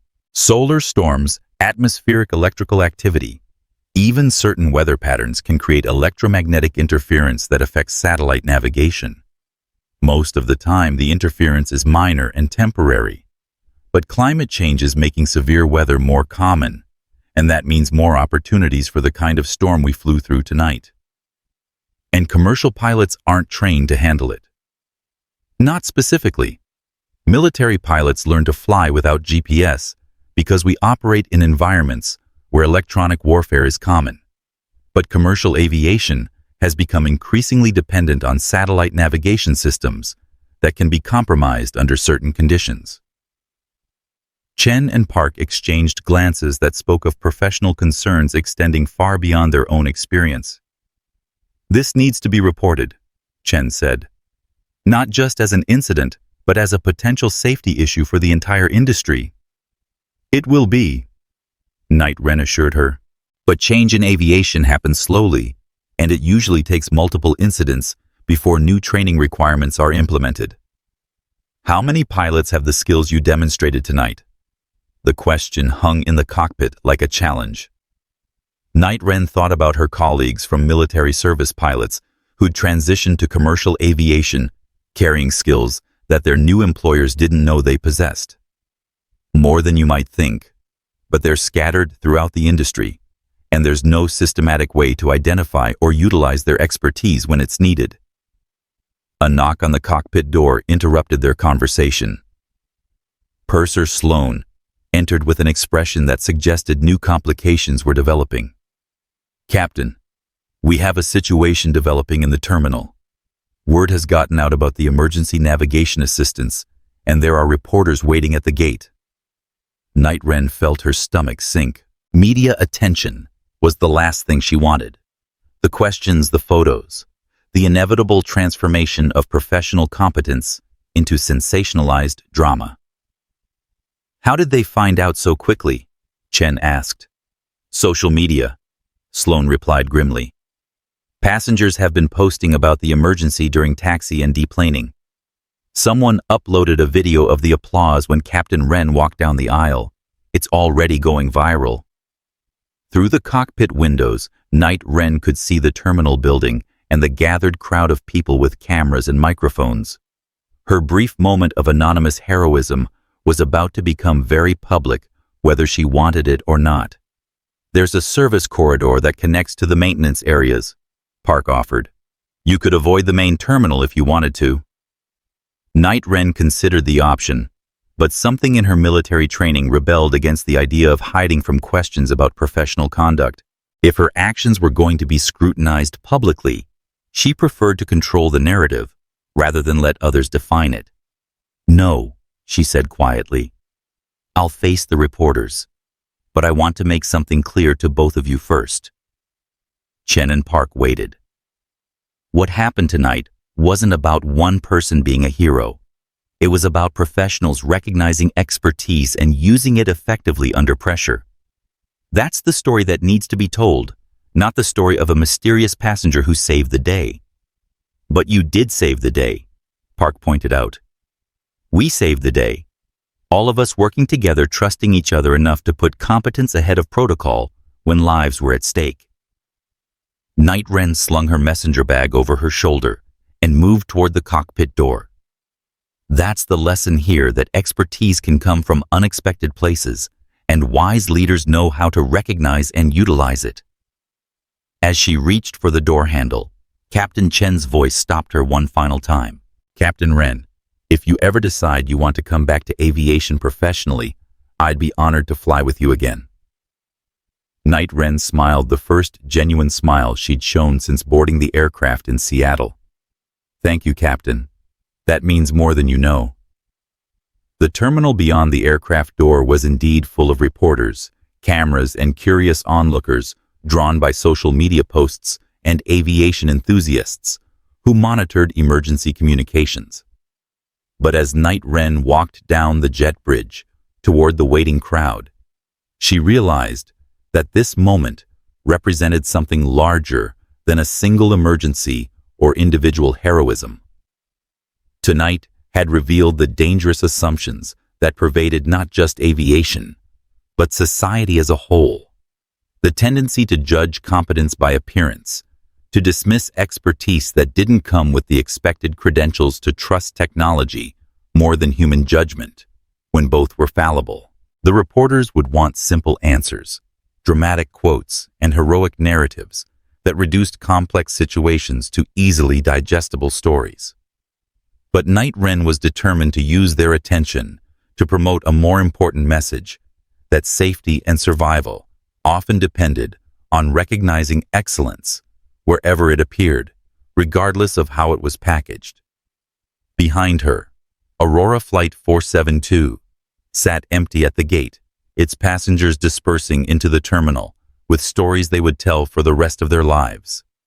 Some would focus on the drama of near disaster averted. Others would remember the lesson about assumptions and prejudice. But all would carry the knowledge that sometimes salvation came from the most unexpected places, wearing the most unlikely clothes, sitting in the seat nobody notices. The woman they'd ignored in row 9 had become the person who brought them safely home.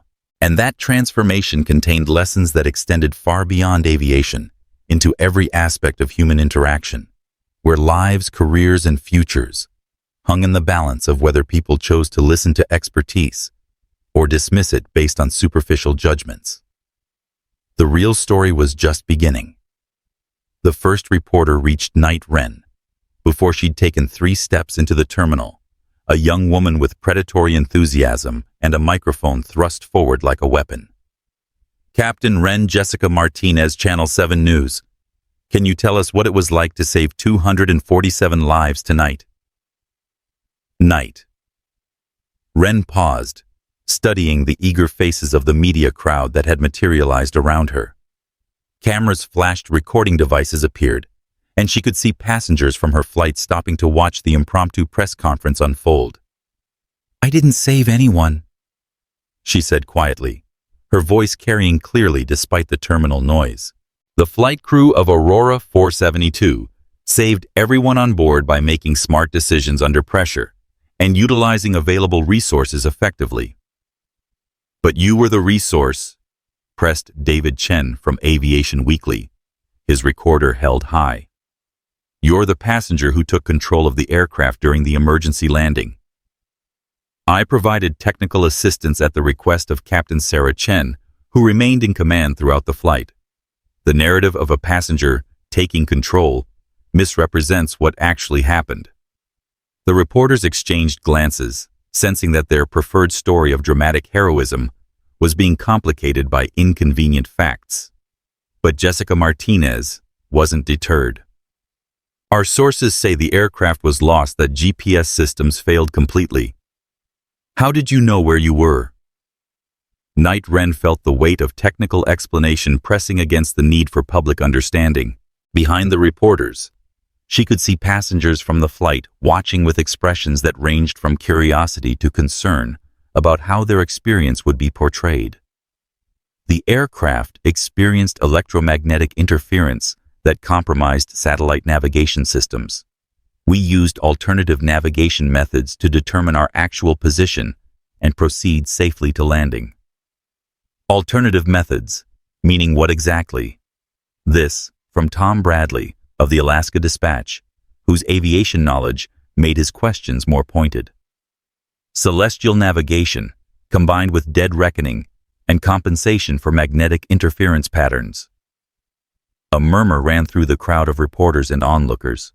Someone in the back called out a question about whether this meant commercial aviation was unsafe, while another reporter demanded to know why civilians weren't warned about navigation system vulnerabilities. Night Wren raised her hand for quiet, and something in her bearing the unconscious authority of someone accustomed to being obeyed under pressure caused the crowd to fall silent. "Commercial aviation is remarkably safe," she said clearly. "Tonight's incident was unusual, but not unprecedented. The important thing is that the flight crew recognized they needed additional expertise and had the wisdom to accept help when it was offered. But you're not airline crew, Martinez pressed. You're a passenger who happened to be a military pilot. What if you hadn't been on that flight? The question hung in the air, like an accusation, and Night Wren could see passengers from the flight reacting to the implication that their survival had been pure chance. Harold Morrison, the retired physics professor, stepped forward from the crowd of onlookers. His age and dignity commanded attention, even in the chaos of the impromptu press conference. If I may, Morrison said, his academic voice cutting through the reporter noise, I think you're asking the wrong question. Martinez turned her microphone toward him with obvious reluctance. What would be the right question? The right question is why our society so consistently fails to recognize expertise when it doesn't come packaged the way we expect it. Morrison's words created a ripple of discomfort among the reporters, but he continued with the relentless logic of someone who'd spent decades teaching uncomfortable truths to reluctant students. Everyone on that aircraft made assumptions about Captain Wren based on her appearance, her seat assignment, her age. Those assumptions nearly cost us our lives. The real story isn't that a mysterious hero appeared from nowhere. It's that competence was present all along, but we chose not to see it. From somewhere in the crowd, Marcus Webb's voice cut through the discussion with the frustrated tone of someone whose worldview was still under assault. That's easy to say now, but how were we supposed to know she looked like any other passenger? Morrison turned to face Webb with the patient expression of a professor addressing a particularly obtuse student. Mr. Webb, did you listen to her technical explanations during the turbulence? Did you observe her behavior during the oxygen mask deployment? Did you notice her calm competence while everyone else was panicking? Webb faltered, his face reddening, as he realized his own words were indicting him. Or were you too busy making jokes about her appearance to pay attention to her knowledge? The exchange was being captured by multiple cameras, and Night Wren could see that the story was evolving in real time from simple heroism to uncomfortable social commentary. But before the confrontation could escalate further, a new voice entered the conversation. Excuse me, everyone. Captain Sarah Chen appeared at the edge of the media scrum, still in her uniform, carrying the authority of someone who'd just successfully commanded a commercial aircraft through a life-threatening emergency. The reporters turned toward her with the reflexive deference that aviation professionals commanded in situations like this. I'd like to clarify something, Chen said, her voice carrying clearly through the terminal noise. Captain Wren's assistance tonight wasn't a fluke or a lucky coincidence. It was the result of professional competence being recognized and utilized appropriately. Captain Chen, Martinez said, swinging her microphone toward the airline pilot. Can you explain exactly what happened during the flight? Chen's response was measured, professional, and utterly devastating to the narrative of chaos and lucky salvation that the media seemed to prefer. We encountered systematic navigation failure due to electromagnetic interference from a severe storm system. Captain Wren identified the problem, explained the technical causes, and provided expertise that enabled us to navigate safely to our destination.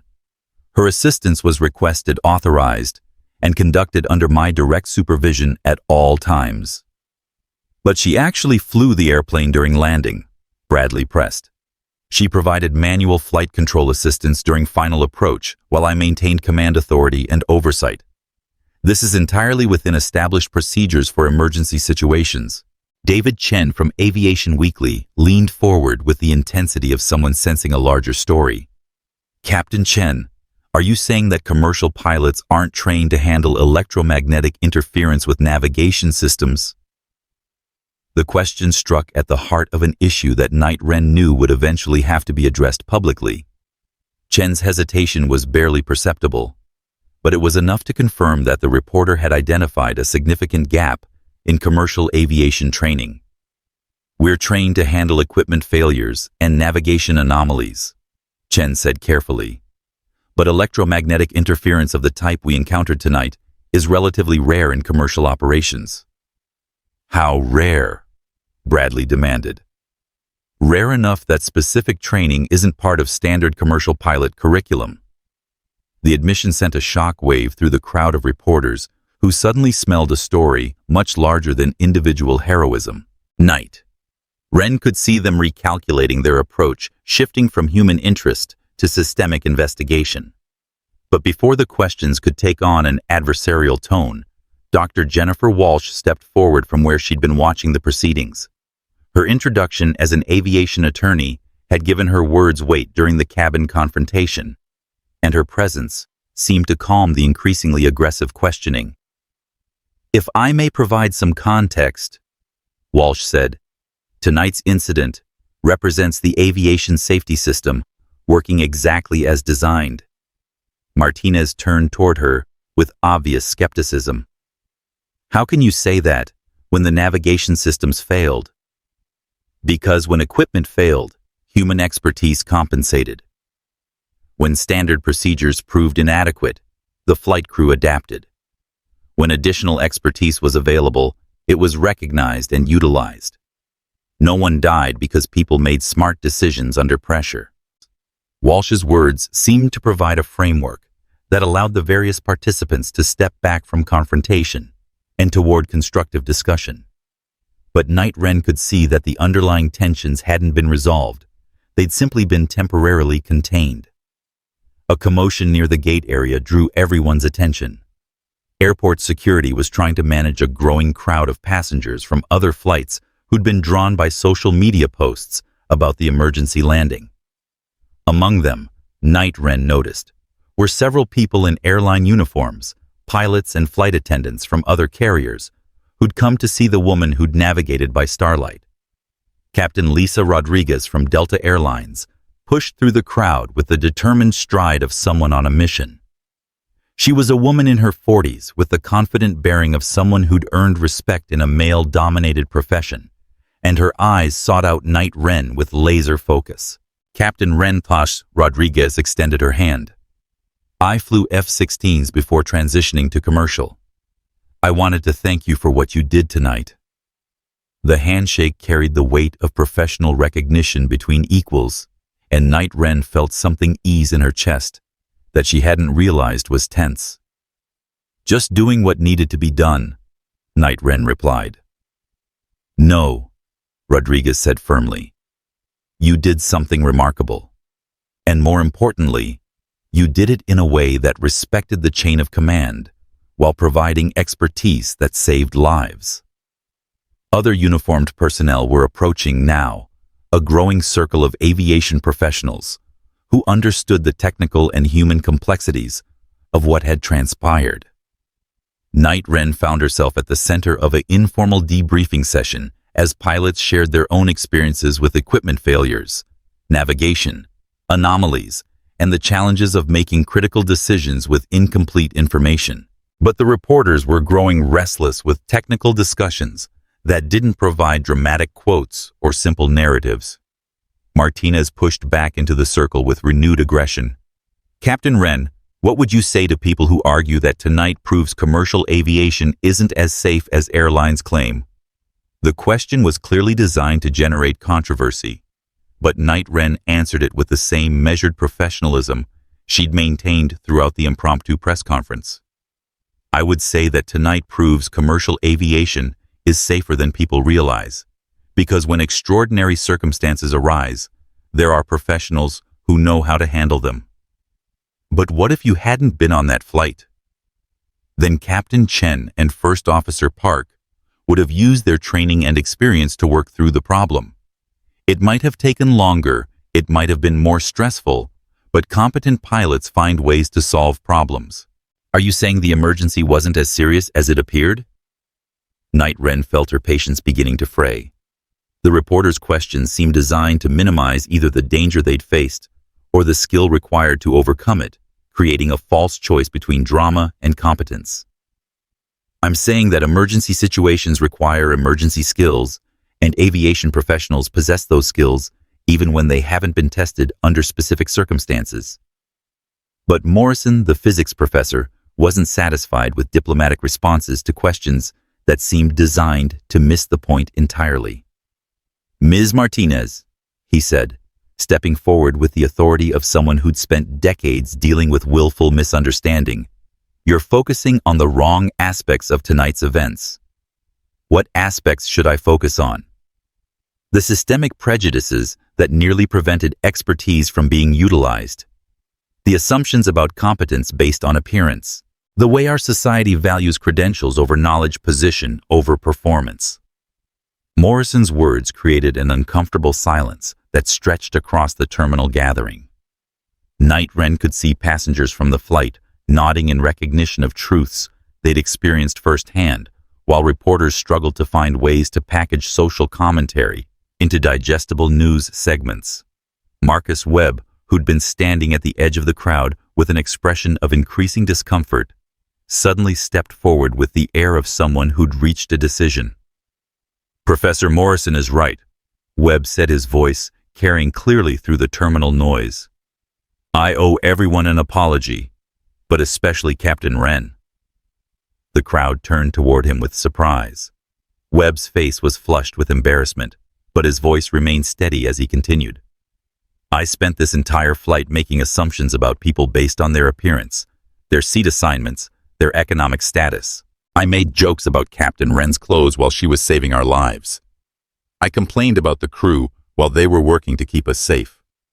He looked directly at Night Wren with an expression that mixed shame and grudging respect. "You had every right to let my prejudice kill me. Instead, you saved my life along with everyone else's. That's a lesson I won't forget." The apology seemed to break a dam of emotion that had been building throughout the evening. Other passengers began stepping forward with their own acknowledgments of assumptions, challenged prejudices confronted, and gratitude for competence that had appeared in unexpected forms. But the most significant moment came when a small voice cut through the adult conversation. "Are you really a pilot?" The question came from 8-year-old Emma Patterson, who'd slipped away from her grandmother to approach Night Wren with the fearless curiosity of childhood. Her eyes were wide with wonder, rather than the complicated adult emotions that had dominated the evening's interactions. Night Wren knelt down to Emma's eye level, grateful for a question that cut through all the political and social complexities to the simple heart of what had happened. "Yes," she said gently. "I used to fly jets for the Air Force."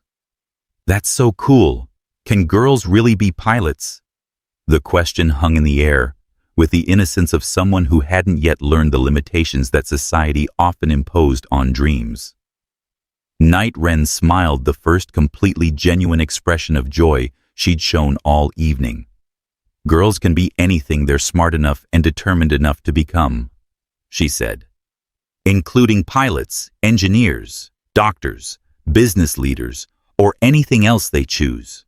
Emma's face lit up with possibilities, and Night Wren realized that this moment, this simple exchange with a child whose dreams were still unlimited, might be the most important conversation of the entire evening. Around them, the crowd of reporters, passengers, and aviation professionals had fallen silent, recognizing that they were witnessing something more profound than emergency heroics or social commentary. They were seeing the future being shaped by a moment of encouragement, the next generation being inspired by proof that competence and courage could come from anywhere. But the spell was broken by the arrival of airport officials who'd finally caught up with the impromptu press conference. Security personnel and airline representatives moved through the crowd with the efficient purpose of people whose job it was to restore order to chaotic situations. "Ladies and gentlemen," announced Airport Security Chief Rodriguez, "we need to clear this area for normal terminal operations. If you'd like to continue interviews, we can arrange a proper press conference facility." The crowd began to disperse reluctantly, reporters still calling out questions, while passengers started the process of retrieving luggage and arranging ground transportation. But Night Wren found herself surrounded by a smaller group of aviation professionals who weren't ready to let the evening end without more substantive discussion. Captain Rodriguez from Delta leaned closer, lowering her voice to exclude the lingering reporters. "Captain Wren, I have to ask, what are your plans now? Are you considering returning to aviation professionally? The question that Night Wren had been avoiding all evening suddenly demanded an answer. She looked around at the faces of pilots, mechanics, and flight attendants who'd gathered to hear her response, all of them representing career paths she'd abandoned after leaving military service. I hadn't considered it, she said honestly. I've been working on other things. What kind of other things? Asked Captain Martinez from United, a graying veteran whose curiosity seemed genuine rather than invasive. Night Wren hesitated, then decided that after the evening's revelations, there was little point in maintaining unnecessary secrecy. Small aircraft maintenance mostly, some consulting work on navigation systems. Nothing high profile. You mean, you've been working as a mechanic? Rodriguez's voice carried surprise rather than judgment. Among other things, aviation maintenance requires many of the same skills as flying, understanding complex systems, troubleshooting problems, working with precision under pressure. The group of aviation professionals exchanged glances that spoke of shared recognition. They understood that competence often appeared in unexpected forms, that valuable skills could be underutilized due to circumstances, prejudices, or simple lack of opportunity. But their professional networking session was interrupted by the approach of a woman in an expensive business suit whose bearing suggested corporate authority rather than operational expertise.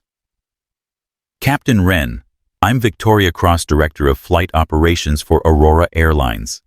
I wonder if we could speak privately. Night Wren studied the woman's expression, noting the careful neutrality that suggested either opportunity or trouble. What about your future in aviation, specifically your future with Aurora Airlines? The words created a ripple of interest among the gathered professionals. Job offers in aviation were serious business, especially offers that came from directors of flight operations in major carriers. I'm listening, Night Wren said carefully. Cross gestured toward a quieter area of the terminal, away from the lingering reporters and curious onlookers. As they walked, Night Wren noticed that Captain Chen and First Officer Park had appeared and were following at a discreet distance, their expressions suggesting they knew something about this conversation. Captain Wren Plush Cross began when they'd reached relative privacy. Tonight's events have been extraordinary in ways that extend beyond the immediate emergency. How so? They've highlighted a gap in our training and procedures that we hadn't fully recognized. Electromagnetic interference with navigation systems is becoming more common due to increased solar activity and severe weather patterns, but our training protocols haven't kept pace with the threat. Night Wren nodded, unsurprised by the admission. Military aviation had always been ahead of commercial aviation in dealing with navigation system compromises, because hostile environments demanded such preparation. We'd like to offer you a position developing training protocols for electromagnetic navigation anomalies. You'd work with our flight training department to create simulation scenarios, emergency procedures, and pilot education programs. The offer was unexpected and significant. Aurora Airlines was a major carrier, and a position in their training department would provide both professional challenge and the opportunity to influence industry-wide safety practices. What would that involve, specifically? Cross pulled out a tablet and began scrolling through what appeared to be a prepared presentation. Initially, you'd work with our simulation team to recreate tonight's conditions in our training facilities. Then you'd help develop procedures for recognizing and responding to electromagnetic interference. Eventually, you might help us identify other pilots with similar expertise who could serve as resources for emergency situations. Night Wren felt a familiar stirring of professional interest. The work Cross was describing would combine her technical knowledge with practical application, in ways that could genuinely improve aviation safety. The position would come with a significant salary increase over whatever you're currently earning, Cross continued, plus full benefits, relocation assistance if needed, and the opportunity to present your work at industry conferences. And the catch? Cross smiled with the expression of someone who appreciated directness. You'd need to obtain current commercial pilot certification, which would require some additional training and testing.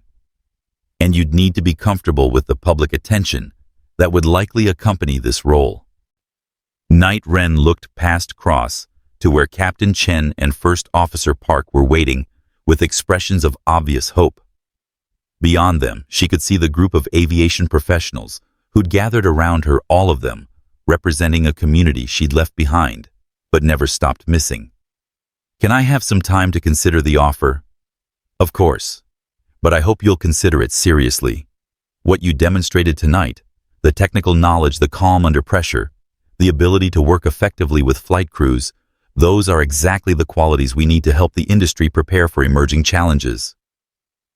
As Cross walked away to rejoin the Aurora Airlines officials, Night Wren found herself surrounded once again by the pilots and flight attendants who'd been following the conversation with obvious interest. So, Captain Rodriguez asked, with barely contained curiosity, are you going to take it? Night Wren looked around at their faces, professionals who understood the significance of the offer, who recognized the opportunity to contribute to aviation safety in meaningful ways. I don't know yet, she said honestly. It's a big decision. But even as she spoke, she could feel something shifting inside her, a sense of possibility that had been dormant since she'd left military service. The evening had reminded her of what she'd loved about flying: the technical challenges, the precision required, the satisfaction of bringing people safely through dangerous situations. Captain Chen appeared at her elbow with the timing of someone who'd been waiting for the right moment to speak. Captain Wren, if I may offer some perspective. Night Wren nodded. 20 years ago, I was the only woman captain at Aurora Airlines. I spent years proving that I belonged in the cockpit, fighting assumptions about my competence based on my gender. It was exhausting, but it was also necessary. Chen's voice carried the weight of hard-won experience. Tonight you demonstrated something that goes beyond individual competence. You showed how expertise can be recognized and utilized effectively when people are smart enough to listen. That's a lesson the entire industry needs to learn. But teaching that lesson means accepting a very public role. Yes, it does. And that comes with costs as well as benefits. But consider this: how many other qualified people are working in jobs that don't utilize their full potential because they don't look like what we expect competence to look like? The question struck home with uncomfortable accuracy. Night Wren thought about her years maintaining aircraft in obscurity, using skills that were desperately needed in training departments and safety offices, but had never been recognized because she hadn't pursued the traditional path from military to commercial aviation. Harold Morrison appeared at the edge of their group, moving with the determined stride of someone who'd been waiting to make a point. Captain Wren, he said, as an educator, I feel compelled to offer some advice. Night Wren smiled at his formal phrasing. I'm listening, Professor. Excellence has an obligation to teach, not because teaching is easy or comfortable, but because the next generation deserves to learn from the best examples available. Morrison's words carried the authority of someone who'd spent decades watching talented people choose comfort over contribution. Tonight, you demonstrated technical excellence, leadership under pressure, and the ability to work effectively with people who initially dismissed your expertise. Those are exactly the qualities needed to train the next generation of aviation professionals. But I'm not sure I want to be a public figure. Neither was I when I started teaching, but I discovered that the discomfort of visibility was far outweighed by the satisfaction of seeing students develop their potential. As Morrison spoke, Night Wren noticed that Emma Patterson had reappeared tugging on her grandmother's hand while pointing in Night Wren's direction. The little girl's excitement was infectious, her face glowing with the possibility that someone who looked like her could grow up to fly jets and save lives. The decision crystallized in that moment. Night Wren realized that the choice wasn't really about her comfort or career preferences. It was about what kind of future she wanted to help create for the next generation of pilots, mechanics, and aviation professionals. She pulled out her phone and dialed the number Victoria Cross had provided. "Miss Cross, this is Captain Wren. I'd like to accept your offer." The words seemed to electrify the group around her. Captain Rodriguez grinned and extended her hand in congratulation, while Captain Chen's expression reflected satisfaction and pride in a decision well made. But the most meaningful reaction came from Emma Patterson, who broke away from her grandmother and ran toward Night Wren with the fearless enthusiasm of childhood. "Are you going to teach people to be pilots?" Emma asked, her voice bright with excitement. Night Wren knelt down to the little girl's level one more time, struck by the perfect simplicity of the question. "Yes," she said. "I'm going to teach people to be pilots. Can you teach me too when I'm old enough?" Night Wren looked into Emma's eager face and saw the future of aviation, a generation that would grow up. Understanding that competence came in many forms, that expertise could emerge from unexpected places, and that the most important qualification for any job was the ability to do it well. "When you're old enough," Night Wren said, "I'd be honored to teach you to fly."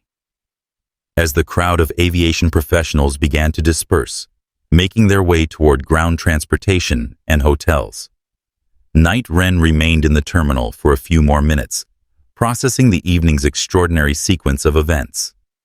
She'd boarded Aurora Flight 472 as an anonymous passenger in a hoodie, planning to disappear into the crowd in Tokyo.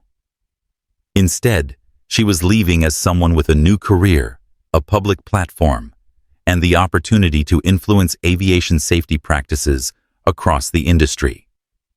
The storm that had nearly killed them all had also revealed something important about human nature, both its failings and its potential for growth.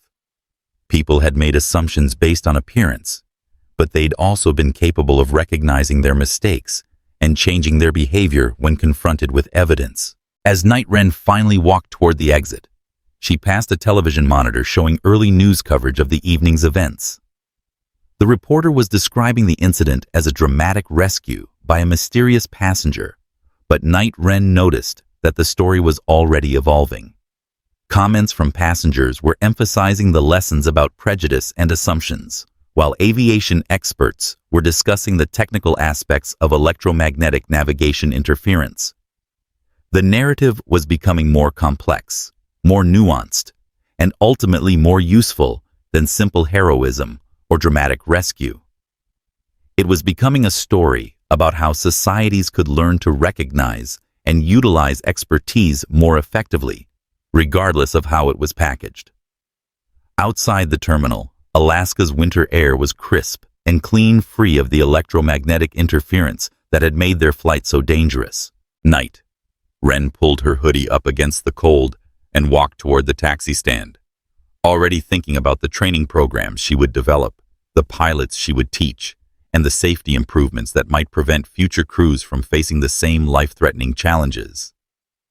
Behind her, Aurora Flight 472 sat empty at the gate, its navigation systems finally functioning normally as the storm moved on toward other victims. The aircraft would be inspected, repaired, and returned to service carrying new passengers on routes that would hopefully never encounter the same electromagnetic chaos. But the real legacy of Aurora Flight 472 wouldn't be found in maintenance logs or incident reports. It would live in the changed perspectives of passengers who'd learned to recognize expertise in unexpected forms, in the training programs that would prepare future pilots for electromagnetic emergencies, and in the career of a little girl named Emma Patterson, who would grow up knowing that she could become anything she was smart enough and determined enough to be. The woman in row 9 had saved more than lives that night.